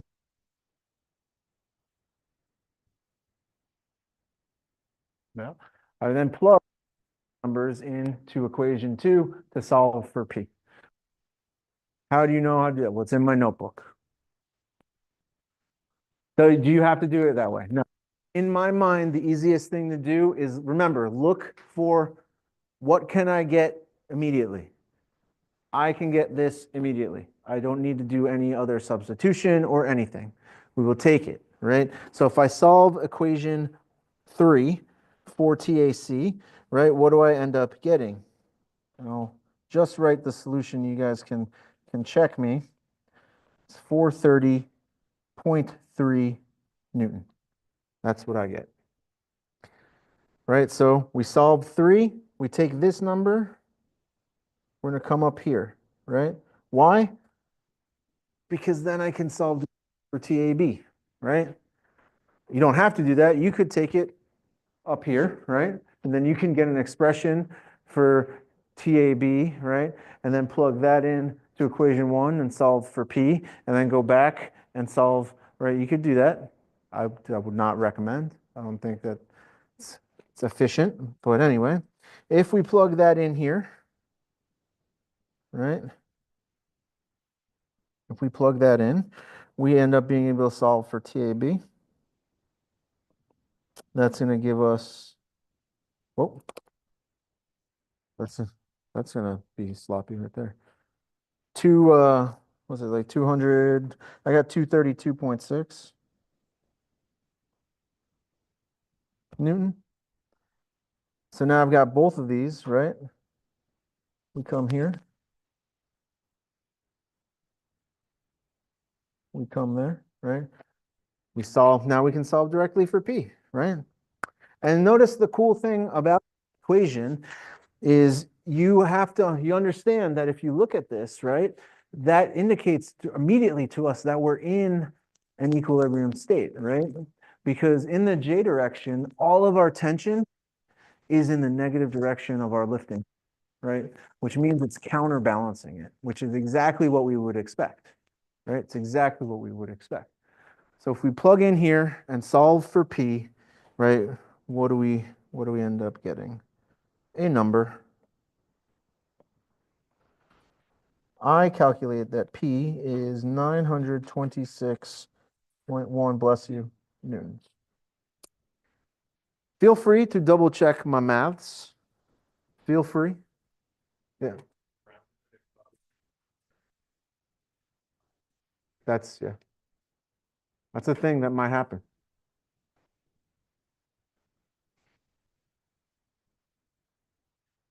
Even if you're using decimals, right?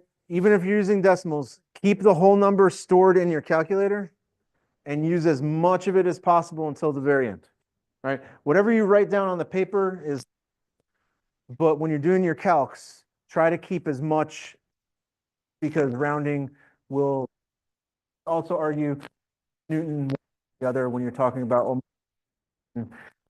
probably isn't the end. What would that be? That'd be like, you're talking about less than 5 pounds either direction, right? So, I mean, you go to the gym, you basically lift infinitely if you only add fives. That's how it works. No? No? All right. It's just 5 more, just 5 more. 2.5s is even better. All right, anyway. All right, any questions? Any questions on this one? Anything? I know that one takes a while, right? That one takes a while. I sure can. You can go to this YouTube channel. Sponsored by Rain. I did, that would be great. I'm working on it. Working on it. I drank it this morning. You can't drink. So here's the thing. I can't drink more than 1 Rain in a day. It's bad. I finished that already too. Ref. So many things. So in this case, what you want them for is, because it is pointed in the same direction as your force vector, it allows you to get the Cartesian components for it. That's what's special about them. That's why you need 3 of them, right? They're very case specific, right? If you were pointed in a different direction altogether. So think of it this way. I, j, and k, those are all unit vectors. When we talk about I, j, k components, they're just very specific in that they are aligned with our x, y, and z axes. The idea, what we're really doing is using what we know about Cartesian coordinates to create a new axis that we're interested in, right? And so the thing that's nice about these unit vectors is that it creates 3 components that are all 90 degrees apart, but presented in Cartesian coordinates. So we don't have to remap to like polar. We don't have to do anything like that. And if we understand how vectors work, is that if we have 2 vectors pointed in the same direction, then the unit vector has to be the same. Because at the end of the day, the unit vector does back out to an angle from the x-axis, the y-axis, and the z-axis as well. Right. But that's what kind of makes it special in this sense, is that it allows us to map the vector that we have to Cartesian space without having to know the angles specifically, which in the real world is hugely beneficial, right? Because like I said, what would you need to measure the angles for these, right? You would need probably 3 different magnetometers to tell you the 3-dimensional angles of all 3, right? And you don't need that. You don't need to add that cost to this, right? As a real world system, you don't. Remember, instrumentation costs money, and good instrumentation costs a lot of money. Okay. And you could do this entire thing in the real world if this was an experiment with a uniaxial load cell, which will cost you on the order of $100 to get you what you want here, right?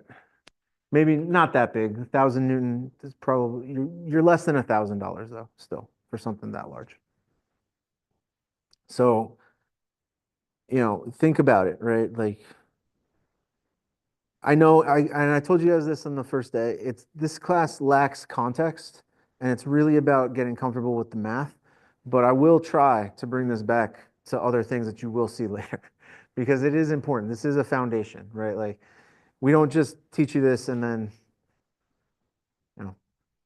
you'll never see any of these things ever again. You're going to see them again. You are, promise. But anyway, all right. Did that answer your question, Ralph? Is that all right? Good. All right. Any other questions? Yeah, Ash.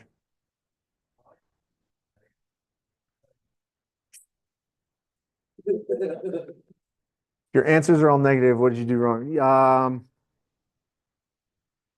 You probably defined your vectors going to A instead of from A, I would guess. Yeah. Yep. 100%. Sure can. Some of the ones that are more complicated, you can. This one I don't think needed, it's pretty straightforward. You can solve directly for a bunch of stuff. But there was one that we were going to do last week on Thursday that we didn't get a chance to, that you have to solve all three equations simultaneously. Like doing it matrix style simplifies it quite a bit for you to be able to do it. But yeah. My rule of thumb is with solving anything, unless I tell you to use a very specific method, you can do it however you like. But the moment that I set the parameter of, hey, I want you to find the resultant using the triangle method, that's great that you did it with trig, but that's not what I asked you for, right? So make sure, again, I think I said this the other day, make sure you answer the question that I asked before you answer the question that I didn't ask, right? Now, checking your answer is always good too. But anyway, cool. Any other questions? Anything? Am I just rambling now?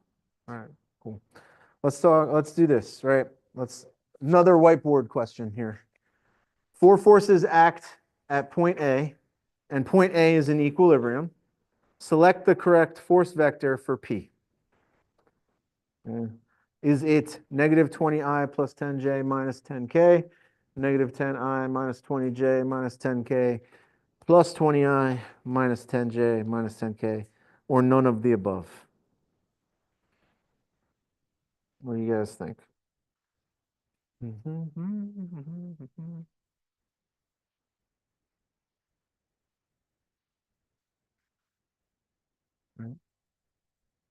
Four forces act at a point and it is in equilibrium.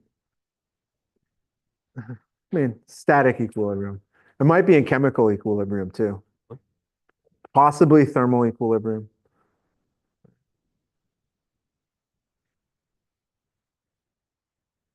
I don't feel comfortable saying it's in thermal equilibrium. I don't. Okay, what's that?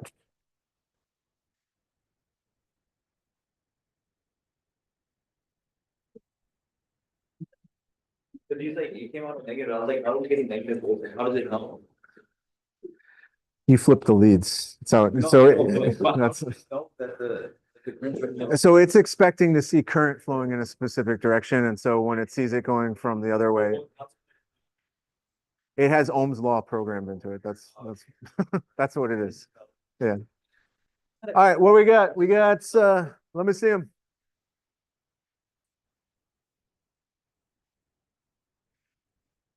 A lot of D's, some A's, some C's, D's. All right. Let's see. The answer is D. None of them. Why?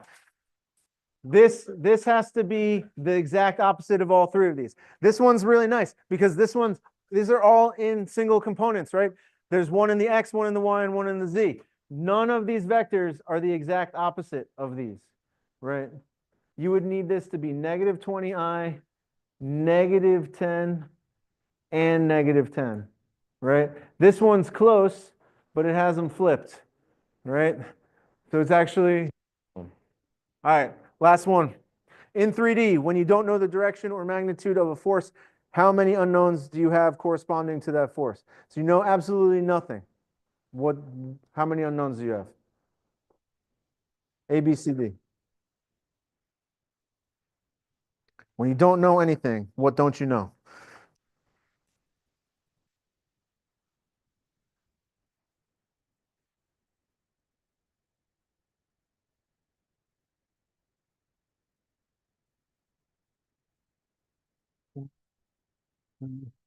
Looking like B's and D's, B's and D's.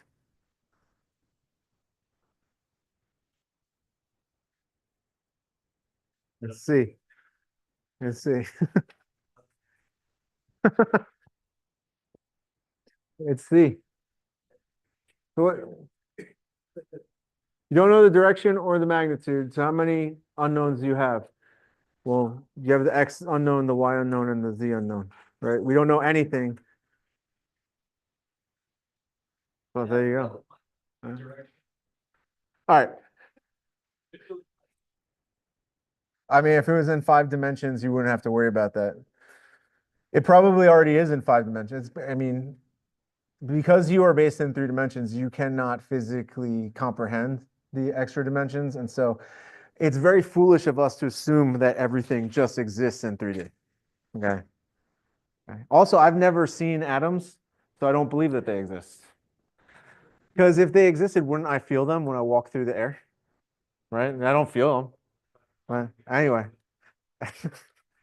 Anyway, this is the stuff that's due. We got a homework due on Thursday. Water tower project plan due on Sunday. Next week on Thursday, we have our first quiz.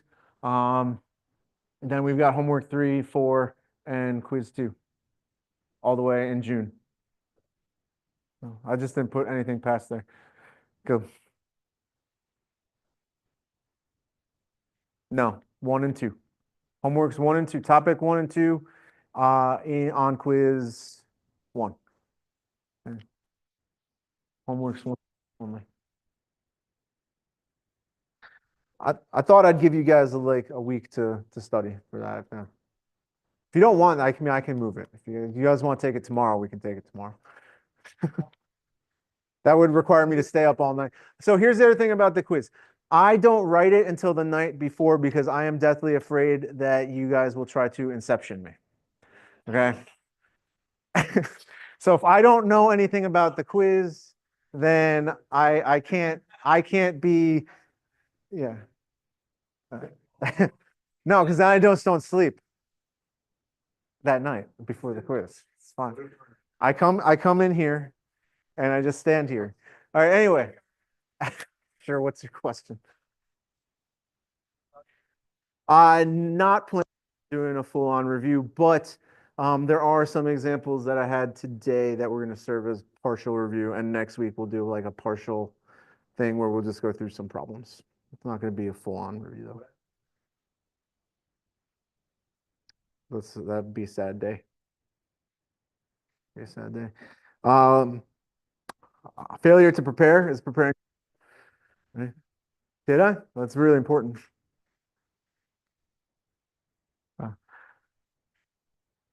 That is my picture here. Thank you. Appreciate it. All right. Let's talk about the quiz a little bit. Quiz 1 will follow the material from homeworks 1 and 2, topics 1 and 2. You will get the full class period, a full 2.5 to complete the quiz. My general rule of thumb is that you get a minimum of 3 times the amount of time it takes me to finish the quiz. I am shooting to finish the quiz when I make it in about 30 minutes. So you guys should have ample time to finish this quiz. It is worth 150 points. You will know exactly how much every part of every problem is worth in terms of the number of points. Okay, I will list it on there for you. No guesswork. Okay, here's the frequently asked questions. Number 1, how many questions? That is irrelevant. Irrelevant, you get 2.5 hours. I can ask you as many as I want. It's going to take me 30 minutes to take it. How does knowing the number of questions affect how you study the material? It shouldn't. It doesn't. Okay. What will be on the quiz? I told you. Material 1 and 2. Not what you wanted. I know, but that's all you're going to get. How should you study? Okay. I would do as many problems as you can. So here's legit. Here's how I would do it. I would go back through starting with the homework. I would look at the homework problems and say, honestly to myself, I understand completely how to do this, or I'm having trouble with this. Anything that you understand completely how to do not waste your time studying. You already know how to do it. All it's going to serve is making you feel better that you know how to do it. If you already know how to do it, put it off to the side. Study the things that you are having trouble with. Study them early. Come see me to ask questions so that you're not having trouble with them anymore. So I will tell you the secret about quizzes and exams. They are like Dementors from Harry Potter. They will reach into your brain and they will ask you the one question that you're like, I'm really hoping that this question's not on there. You are basically ensuring that that question will be on there. Do you know how you ensure that that question is not on there? Figure out how to do that question. Don't put your eggs in the I'm really just prayer is great, okay? But I think the deal that we have is that we need to do everything that we can on our end before prayers get answered, right? And that includes studying in this case. There are lots of problems in your textbook that you can do. There's a study area in mastering whatever that you can also use. I'm not planning on providing a study guide. No. Okay. Will you provide an equation sheet? Yes. Yes, I will. It will be the last few pages. You're going to get this exam, and it's going to look like a giant book of stuff, right? Why? Because I'm going to give you a ton of blank paper to work problems on. It's not that all of it's problems, right? You're going to get blank paper on there, so you don't have to worry about it, right? My handwriting is really big, as you guys have probably noticed, not helped by the fact that it's projected on this screen, okay? I need lots of paper. I've given you plenty of paper. The last few pages will be the equation sheet, so you can just pull them off. The very last question is, so one thing that I like to do is you can call it a bribe or you can call it incentive program, whatever you want to think of it as. But if the class average on the quiz is 70% or better as an entire class, you can choose on the last page a prize, right? And those prizes range from me making cookies for the entire class. You can try to get a free pass on an assignment. That's not, there's conditions on that. You can't use it for a CLC, and you have to use it before week 6 of the class. Normally it's a week 14, but you know that's roughly equivalent here. There's also stuff like game nights, like there's random things on there. You guys, whatever the majority vote is the prize that is up for grabs if and when 70% happens. Yeah. I mean, if you guys want to donate him a Switch, yeah, it's fine. Yeah. What my plan is for this is basically going to take the pages from the FE equation manual that are perfect to this. Okay, just going to stick them on the back of the thing. All right, you guys have access to that. If you open it up, there's the unit conversion section and the static section. Those are the two sections that are going on there. If you guys want to familiarize yourself with the equation sheet beforehand, feel free. More. What should you study? Yep, we talked about that. Whatever it is you are struggling with, you should be studying. You're going to have to create a account with NCEES to get it, but it's free after that. Anything else? Do you guys have any other questions regarding exam stuff right now? Yeah. Yeah, you know, you can feel free. I would, you know, if you're done with the exam or the quiz, and you don't feel like staying, you know, you can just go. Yeah, we will. I will go full in-depth solutions, Asher. I mean, let me think about that. Let me think about that. I might disrupt some people. I don't want to. No, definitely not. All right. Any other serious questions? All right. All right. Well, in that case, let's get back to it. We're gonna hit topic 3. Like I said, you guys should be able to do topic 2 homework now. It was a bit shorter, but it foundationally stems from topic 1, right? It's just 3-dimensional approach to what we were doing. Now we're going to talk about calculating moments using scalar and vector formulations, identifying the moment of a force and the moment of a couple, identifying the resultant of a force system, simplifying force and couple systems, and reducing simple distributed loading. This one's going to be interesting because I think everybody has a good concept on a force is, and I don't think talking about moments with particles makes as much intuitive sense. It makes a lot more sense when we have a rigid body, and I think you'll get it when we get there, but we'll talk about it first. So internal versus external forces, right? So I think up to now, we've just been talking about external forces that are applied to something. right? So forces acting on a rigid body are divided into two groups, external or internal. You can see this truck here, right? If we're pulling there, we've got our external force here. This would be an external force. And then the normal force, right, is also an external. Okay.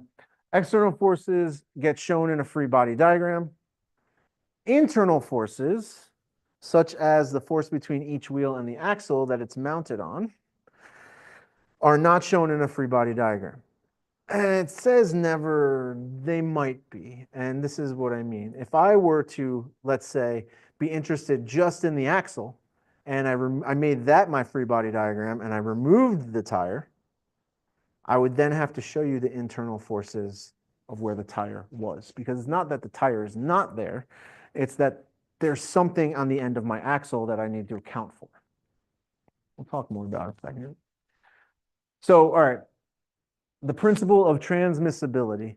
So force transmission, right? Can I transmit a force through an object? The answer is yes. This force, so they like to use a lot of potatoes for examples here, right? So the conditions of equilibrium or motion are not affected by transmitting the force along its line. Me pushing the potato here versus here, net effect is the same. Me pulling the truck from the front or pushing it equivalently from the back at roughly the same spot, same net effect. Does not make a difference. You guys see that? Right? As long as I can put this force wherever I want along this line, and it doesn't matter. Doesn't matter. Well, moving the point of application of force to the rear bumper does not affect the motion. Right? Great. Why are you talking about motion? This is statics. Just trying to get the ideas down. Just trying to get the ideas. Okay. So that's internal and external forces. And you're like, well, that wasn't really that descriptive. The internal forces are internal to the object. Yep. And external forces are applied externally to the object. Yep. What about weight? Weight's an external force. But that doesn't make sense because it's your mass is inside of you. It's true, it is, but gravity is the acceleration that's being applied, and that's external to your body. But you said earlier today that gravity doesn't exist because it just changes in density. I did say that, but I also said that I heard that from somebody on the internet and not to believe everything you. Oh, please don't take. Okay. All right. Moment. All right. So here's the thing. Let's start with the big picture here, right? So I have a beam. Say I have some beam. We can use that to bridge a gap in a wall, right? Or hold up ceilings, whatever we're trying to do. We have to know what the effect of the force on the beam will be on the stuff supporting the beam, right? So this beam is sitting at points A and B, and those forces need to be balanced, right? If that's going to sit there. What's happening at points A and B, right? Well, we're getting a normal force back up, right? We're pushing, the wall has to push back up because what happens if the wall doesn't push back up? Then the beam falls, right? That's probably bad. Probably somebody, you don't see is there's somebody standing down there, right? That's why I'm not standing there right now. Carpenters often use a hammer to pull a stubborn nail, right? You can see here. So what sort of action does the force F sub H at the handle pull the nail, right? So we're creating a rotation, right? We're creating a torque or a moment, right? How can you all that mathematically, right? We'll talk about that in a sec, but this is all about moments today, right? The moment of a force about a point provides a measure of its tendency to rotate. Sometimes we call it a torque. It depends on the application, right? You're going to hear torque or moment. Specifically, people call it a torque if it's about specific axis, right? Otherwise, it's a moment. It really depends on what you're trying to do. They're equivalent in terms of what we are meaning, though. There's different rotations have different names. Some people might call it a roll, a pitch, a yaw, right? It just really depends on on the context that you're trying to work within. Right? All right, so this is a little bit ahead, right? A moment of a force F about point O is defined as which one of these? Right, so if I have this R and this force, it produces this moment. So when you're looking at a moment, typically in the convention, people will draw it either as a vector or as an arrow in the direction of its rotation. Sometimes they'll put both of these around there. That's fine. But this indicates that there's some rotation about this axis, right? Some moment is being applied. So what do you guys think? A, B, C, or D here? Is it R cross F, F cross R, R dot F, or R times F? What were we thinking? We don't know. We didn't read. We didn't read any of this chapter yet. Great. It's R cross F. How are you supposed to know that? Well, if you read it, if you read the book, you would know. If not, okay. You guys have seen cross products before, yes? What's a cross product? Cross product gives us, creates a cross product of two vectors, creates a vector that is 90 degrees to both of those vectors. Yep, normal to the plane. And there you have it, right? That's normal to that plane. It is 90 degrees to both of those vectors. Anyway, cross products. This is my segue to cross products. Cross products are super important for what I just said, right? In the same ways that dot products are really important because they allow us to project one vector onto another axis. Cross products allow us to create a vector that is 90 degrees to two other vectors, which doesn't sound that impressive until you realize that X, Y, and Z axes are all 90 degrees to one another. And so those are developed through cross products, right? The definition of a cross product, as seen here, is the magnitude of A times the magnitude of B times the sine of the angle between both of those times the unit vector. A cross product is also called a vector product in some circles. In the same way, a dot product is referred to as a scalar product because a cross product will always give you a vector, right? Cross product will always give us a vector. Notice that the right-hand rule applies for cross products, right? So if I take the cross product of A and B, it gives me my new vector, C, in the direction of my thumb positively. If I were to go from B to A, it would flip the direction of that vector, right? It always goes in the right-hand rule. Okay. So here's the thing I'm going to urge you guys not to do. I'm going to urge you guys not to tell me that you've memorized the formula for cross product because that's great for 2D, but once you get to 3D, this doesn't work anymore. Okay, and you're like, well, that's not fair. Well, nowhere in the Bible does it guarantee you that that is true. But what I will say is this is a really fancy way of saying do the determinant, right? This is the way that I do it. I do it graphically. Every time I do a cross product, I will do it graphically. Okay, and so, I like this slide because it shows you if you're taking this cross product, you have your coordinate axis up top. If I'm going to take the cross product of the I direction, I cover up I, and then I have AY times BZ minus BY times AZ in the I direction, right? I want you to notice something else. I'm going to draw something here. This is something that a professor once told me in my undergrad, and I really liked it, and I share it with everybody. I call it an IJK circle.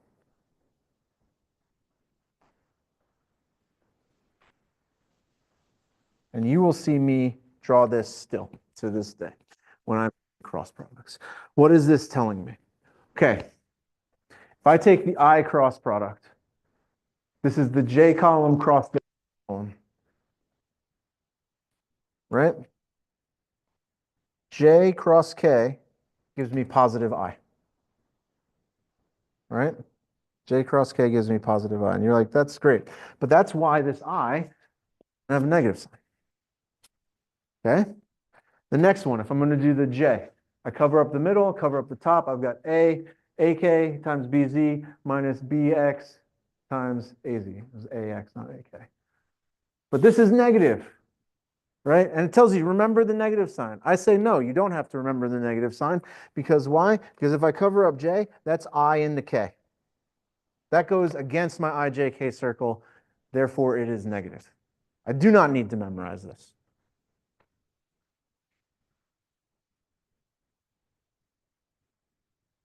Remember how these set up. It's all about right-hand rule, right?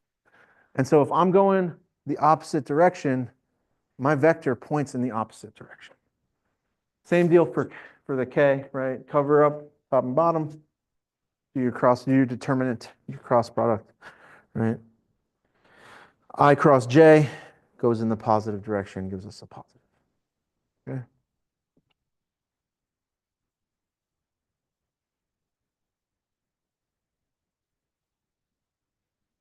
Now it's probably starting to seem a little bit more clear why I am drawing positive directions on my coordinate systems and things like that.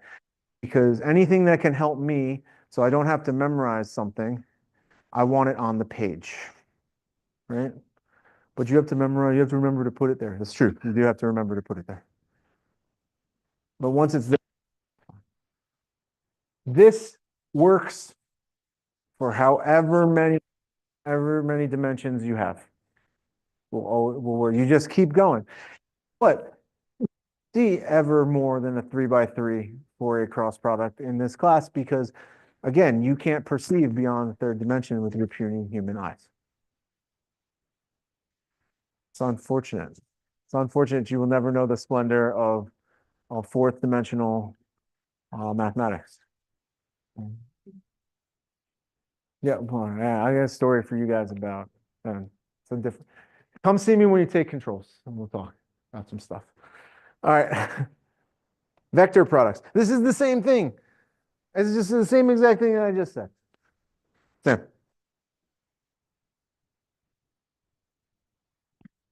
Sure.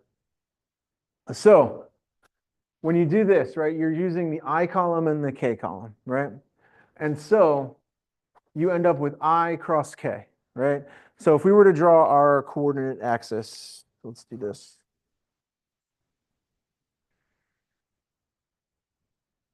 If I was to draw our coordinate axis where I've got X,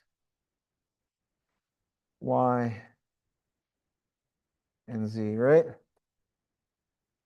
If I'm going I cross K, I've got to go I cross K, and that gives me a negative J direction, right?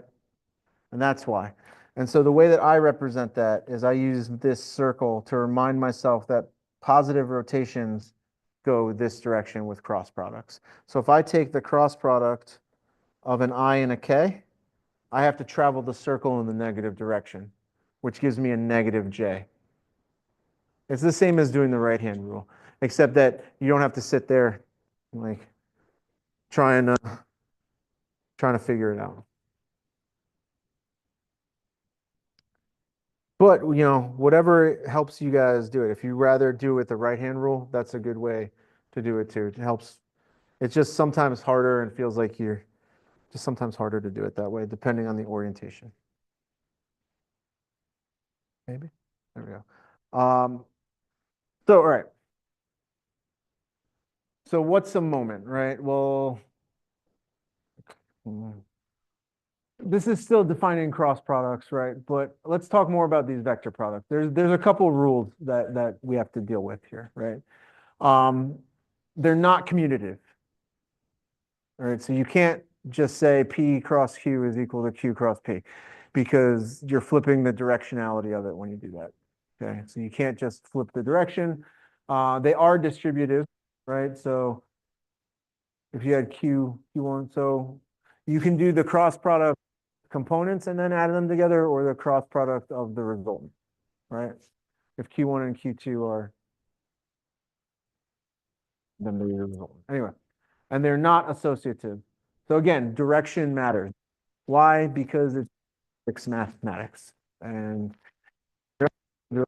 here's why, because of the way we multiply our matrices. We change the order of the row and of the column. So just keep in mind, order matters when we do this, right? So if you do Q cross P, you can't just do P cross Q and expect to get the same result. And if you have 3 cross products that you have to take, and they need to be done in a specific order. That's less of a problem for this class, but if any of you are into robotics, that becomes a thing that you need to worry about in robotics because of all the different coordinate systems that you have to keep track of. But anyway, here's the IJK circle. Why is it? Here's another reason why. If this is the same, right, we are talking about taking the cross product, the sine of an angle. All right, well, if I have two things that are 0 degrees from each other, what is the sine of 0? It's 0. So that's 0. This is negative k, right? Well, we talked about this. J to I, it goes in the opposite direction. Right-hand rule, right? It's the right-hand rule. Another way to think about this is it would have to be negative sine of negative 90, right? Yeah. Yep. Same deal, right? Notice that anything that's 0 degrees from each other. So this is kind of the opposite of what we saw with dot products, right? The dot products, the only things we cared about were I dot I, J dot J, and K dot K. Because most people don't think so, but cosine is superior to sine. This, hot take. But we went over it, right? Remember, this all has to do with the right-hand rule. You can see here, right? If you really, we can do these two cross products this way, right? So if you have two vectors and you're doing the cross product, you can piece it out, right? And then you don't have to do it graphically. You can do it this way. I argue that this is more cumbersome because then you got to do, well, PXI cross QXI. Well, that's 0. PXI cross, you can do it distributively, right? You can. It's just a pain. And it does the same thing as you doing it in a determinate form. But either way, right? If you feel more comfortable doing it out that way, go for it. This equals this. Okay. So back to moments, the vector formulation. Turns out that if I want to know the rotation that is applied, or the torque or the moment, whatever we're calling it, because I applied a force to it, if I want to know what that is the position vector cross the force, okay? And this is done in a very specific order. It has to be position cross force, not force cross position, right? What is the sign convention? Well, this is the thing that the book does that really, I'll speak frankly, really pisses me off. They're going to tell you that clockwise is negative and counterclockwise is positive, which is not where I have the issue with, because if you're doing right-hand rule, counterclockwise is positive, right? I'm going to go from X to Y. Counterclockwise, positive. Great. Sometimes they will just decide to randomly say that clockwise is positive. And that really ticks me off, because if you're not paying attention, you're going to when you're not. And you'll get the same number with the different sign, right? Which is, it's annoying, right? But there you are, right? If you use the right-hand rule, it'll all be fine, right? It's all be fine. Just use this R. What's R? What's that? The R is the position vector from the origin to any point on the line of action of the force. So if you have a vector from the origin, where is that going to intersect with your force vector? Okay, that's where R is.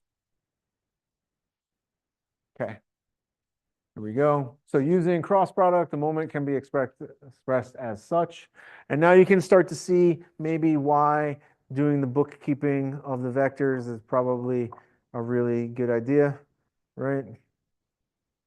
If you expand that, you'll see that's the same equation we had on the previous slide, except for moments instead of P's and Q's.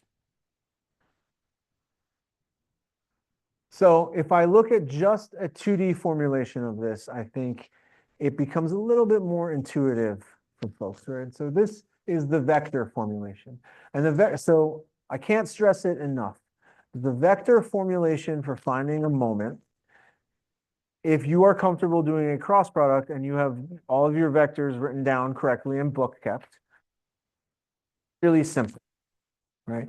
It doesn't always make sense though. If we're using a two-dimensional problem, doing a cross product in 2 dimensions is kind of, it's not silly is not the right word, but it's more annoying than anything else.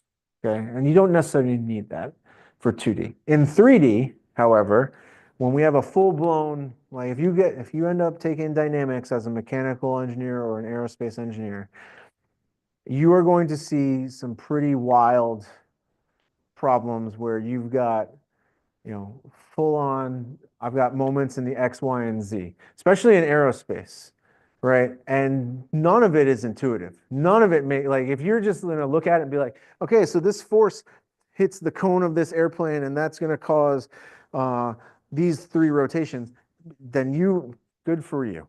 I cannot, I can't. Especially, and like the other thing is, there's problems where if something is spinning like a tire and then you apply a force to it, how is that going to rotate? I don't know. It was already spinning. Stuff gets crazy. It gets crazy quick. All right. But in this case, right? All right. We can just start defining this around a point, and we can kind of start talking about this in a 2D formulation that's a scalar. Now, the thing with the scalar formulation is that it doesn't keep track of your sign. So you need to do that. You will get a magnitude, but then you need to be cognizant of whether it is clockwise or counterclockwise, which that backs out automatically if you have vectors in your cross product, okay? But what does it look like? It looks like this. It's R times F sine of theta. We're going to call that F times D when the sine is 90 degrees. So if we are perpendicular, if these 2 vectors are perpendicular to one another, you can determine what the moment is by taking the force vector times the position perpendicular to the force vector from the point you are applying the moment or the force. All right, so what does that mean, right? All right. I don't think we need this one. It's fine. Oh, all right, let's just go through it. 2-dimensional structures have length, breadth, but not necessarily depth, right? We're only about 2 dimensions. So if I push on this potato over here, and imagine for some reason I have an axle through the point O in that potato, right? So me pushing on the potato there would allow it to spin about that axle because reasons, okay? Notice that the distance here, D, is the perpendicular distance. And that would create, right? So if I hold my potato through its axis and I start to push, hey, look, that creates a moment, right? It wants to rotate that way, right? Wants to rotate in that direction. So that would be a positive moment. If I reverse the angle or reverse the direction of my force, it wants to spin in the opposite way, right? So that would be a negative moment. Notice that I have to be, that's scalar. You have to understand which way this is rotating and whether this is going clockwise or counterclockwise. Another way that this might be reported is you would say this moment is counterclockwise, this one is clockwise. You have to, same deal, versus you need a magnitude and a direction, right? It's still a vector. It's still a vector quantity, all right? Those first 2 are the same, huh? The plane of the structure contains a point O, blah, blah. All right. So in 2D, for simple 2D cases, the force and the distance perpendicular to that force from the point of like the rotational axis, In statics, how does this make sense, right? Because it's not going to move.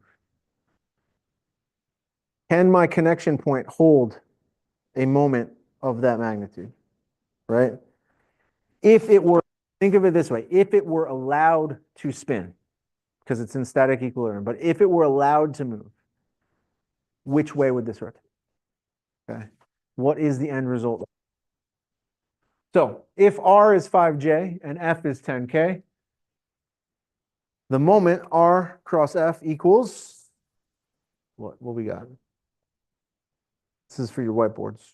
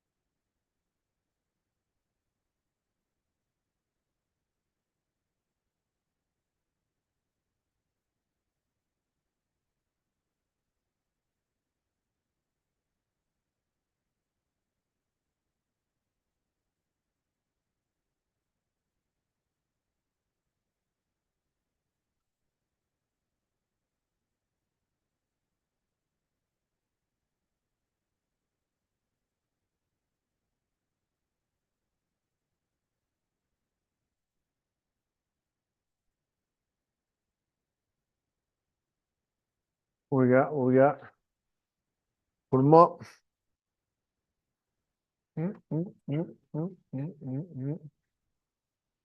Come on. Show them. Show them. Come on. See. We gotta see. Mostly A's. Mostly A's. Saw a B, a C. It's A. Right? If you wanted to do this out the full way, right, you would say 0, 5, 0, 0, 10, right? You could do the whole cross product out, or you can recognize that it's 5J cross 5K, and you would multiply the numbers together. That would be 50. That doesn't help you, right? Because they were all 50. So is it negative or positive? Well, it's J cross K. J cross K. This should give you positive I, right? So there you go. All right, let's do one example here. I have this this L beam.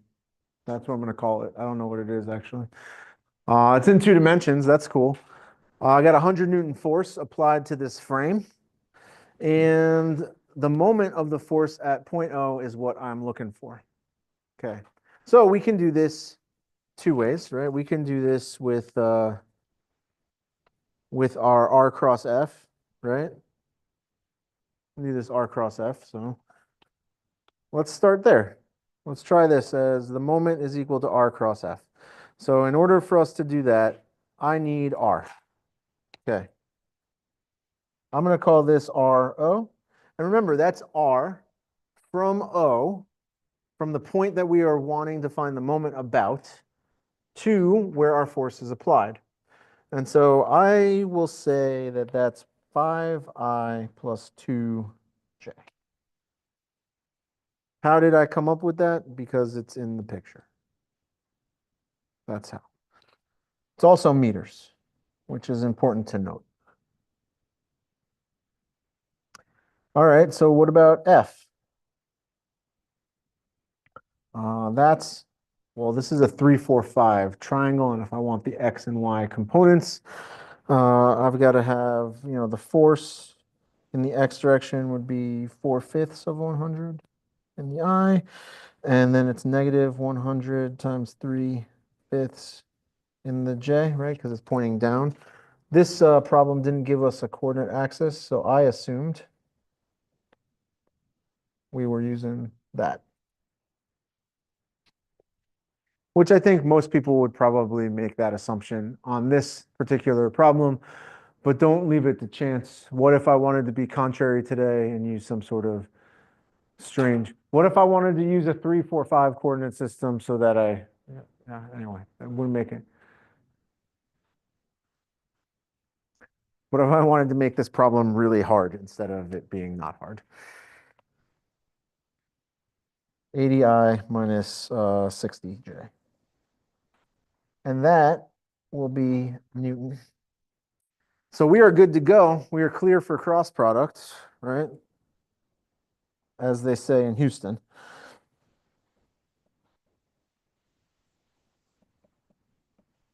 Okay. I, J, K. It's just it's so fun to do the cross products, you know? You guys are like, whatever, Dr. D, weird. Sure am. Sure am. That's weird.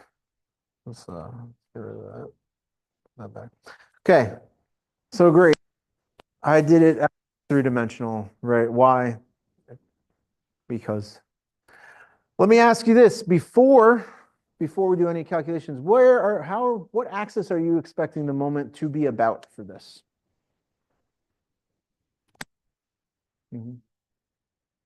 Yeah. I've heard the Z and the K, which is the same thing.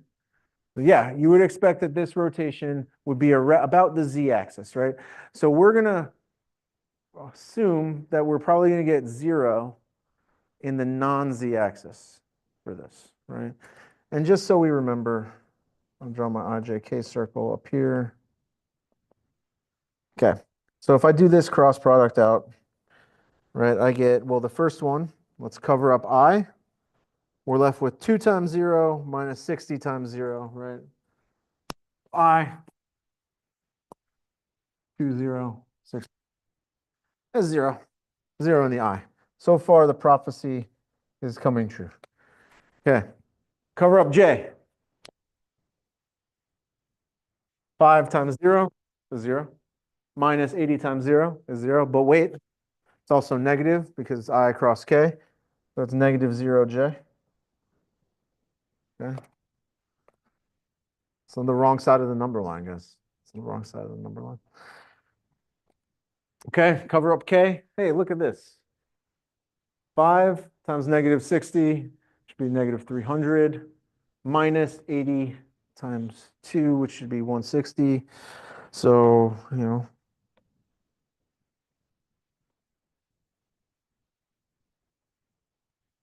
in the K, moment is equal to negative 460 in the K. Newton. Remember, that's Newton times meters or Newton meters. Great. Does that make sense? Let's see. Here's my beam. I'm going to push down over here. Hey, look, that causes, if that was allowed to rotate, that would cause a clockwise rotation, right? Good, because it's negative, and that's how we defined it. Fantastic. What's the other way that you could do this problem? Well, you could take those forces, because we already broke them down into X and Y components, right? And I can say, well, let's do it this way.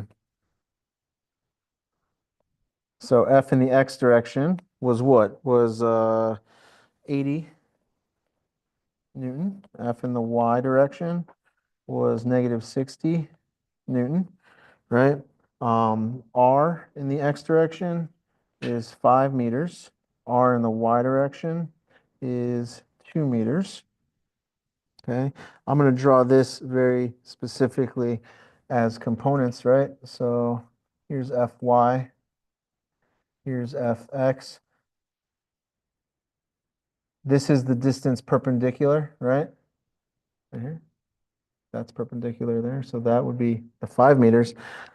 So look what's going to happen. If I do this with the scalar formulation, I'll get that the moment about O is equal to Fx times Ry, right? Because Ry is the perpendicular right here.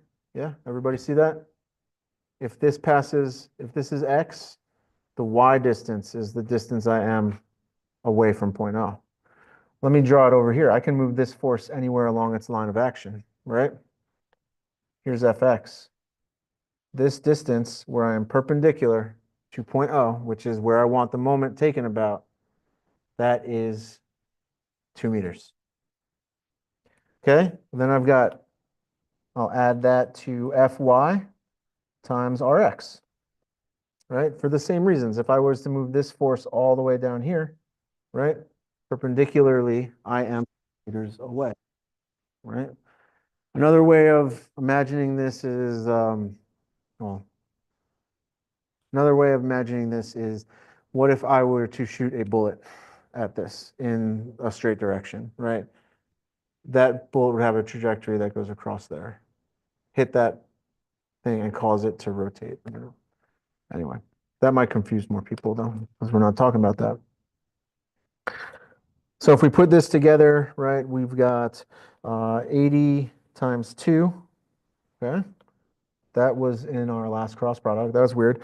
And I don't know, since we're doing magnitudes, we're just going to go 60 times 5, right? 460 Newton meter. Remember, it's a scalar. We don't assign any, we're just looking at gross magnitudes at this point. Well, why'd you write negative 60 over here? Well, because that's what we had. But you're just concerned with the scalar portion, you're just about magnitude because we are going to assign direction now. And this that we just did at the end when we checked. So I'm going to grab my beam. If my force is going down that way, this should be negative, right? So you might see somebody write this as 460 Newton meters clockwise, right? And that would be fine. You might see them put this arrow like that, or you might see them redefine it as the vector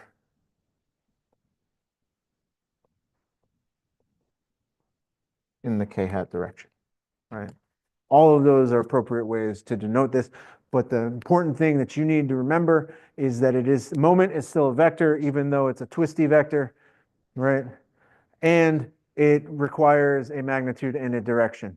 And in this case, it's an angle is the direction, right? Well, a gross simplification. It's a rotation. You need to tell us the sense of the rotation, right? Okay. All right.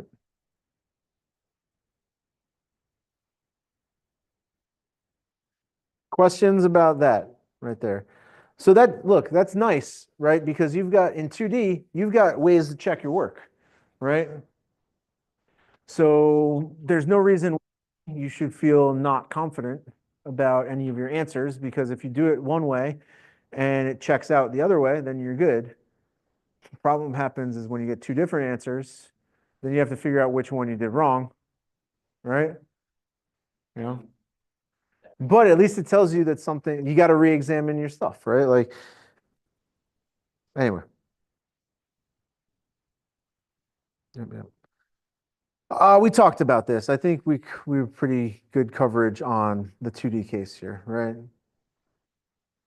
You can see another picture here, right? Like, and I think this helps, right? But remember, the big thing to remember is right hand for directionality. Right hand rule for directionality, always. Right? Which means it's going to be clockwise as negative, counterclockwise as positive. Okay. Yeah, we talked about that. That's fine. Fine. Yep, there you go. It's there. It's official. It's on the slide in bold. So there you have it. All right. We already did it. It's fine. We're not going to do this one right now. We'll start up class with this next time. The hammerhead problem. It's just another moment problem. So we don't really have, oh yeah, then we'll do that one too. That'll be fun. All right, we don't have time for any of these. We will hit them eventually this week at some point. The review for, this is specifically chapter 1 review stuff. Okay.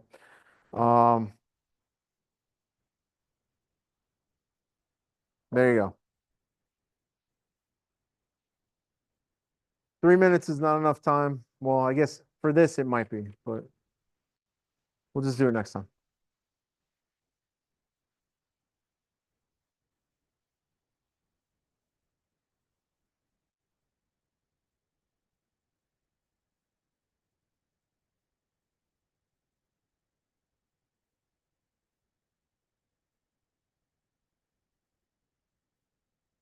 Yeah, put it right there. Thanks, Ken.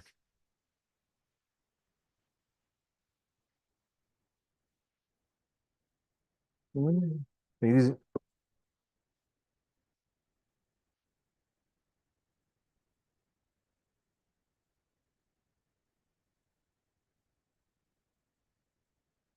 what the, I was one of the students in control for class semester. mhm. I did not pack them. And I'm trying to figure out, when I can take it again. Right now, it's, there's the only, the soonest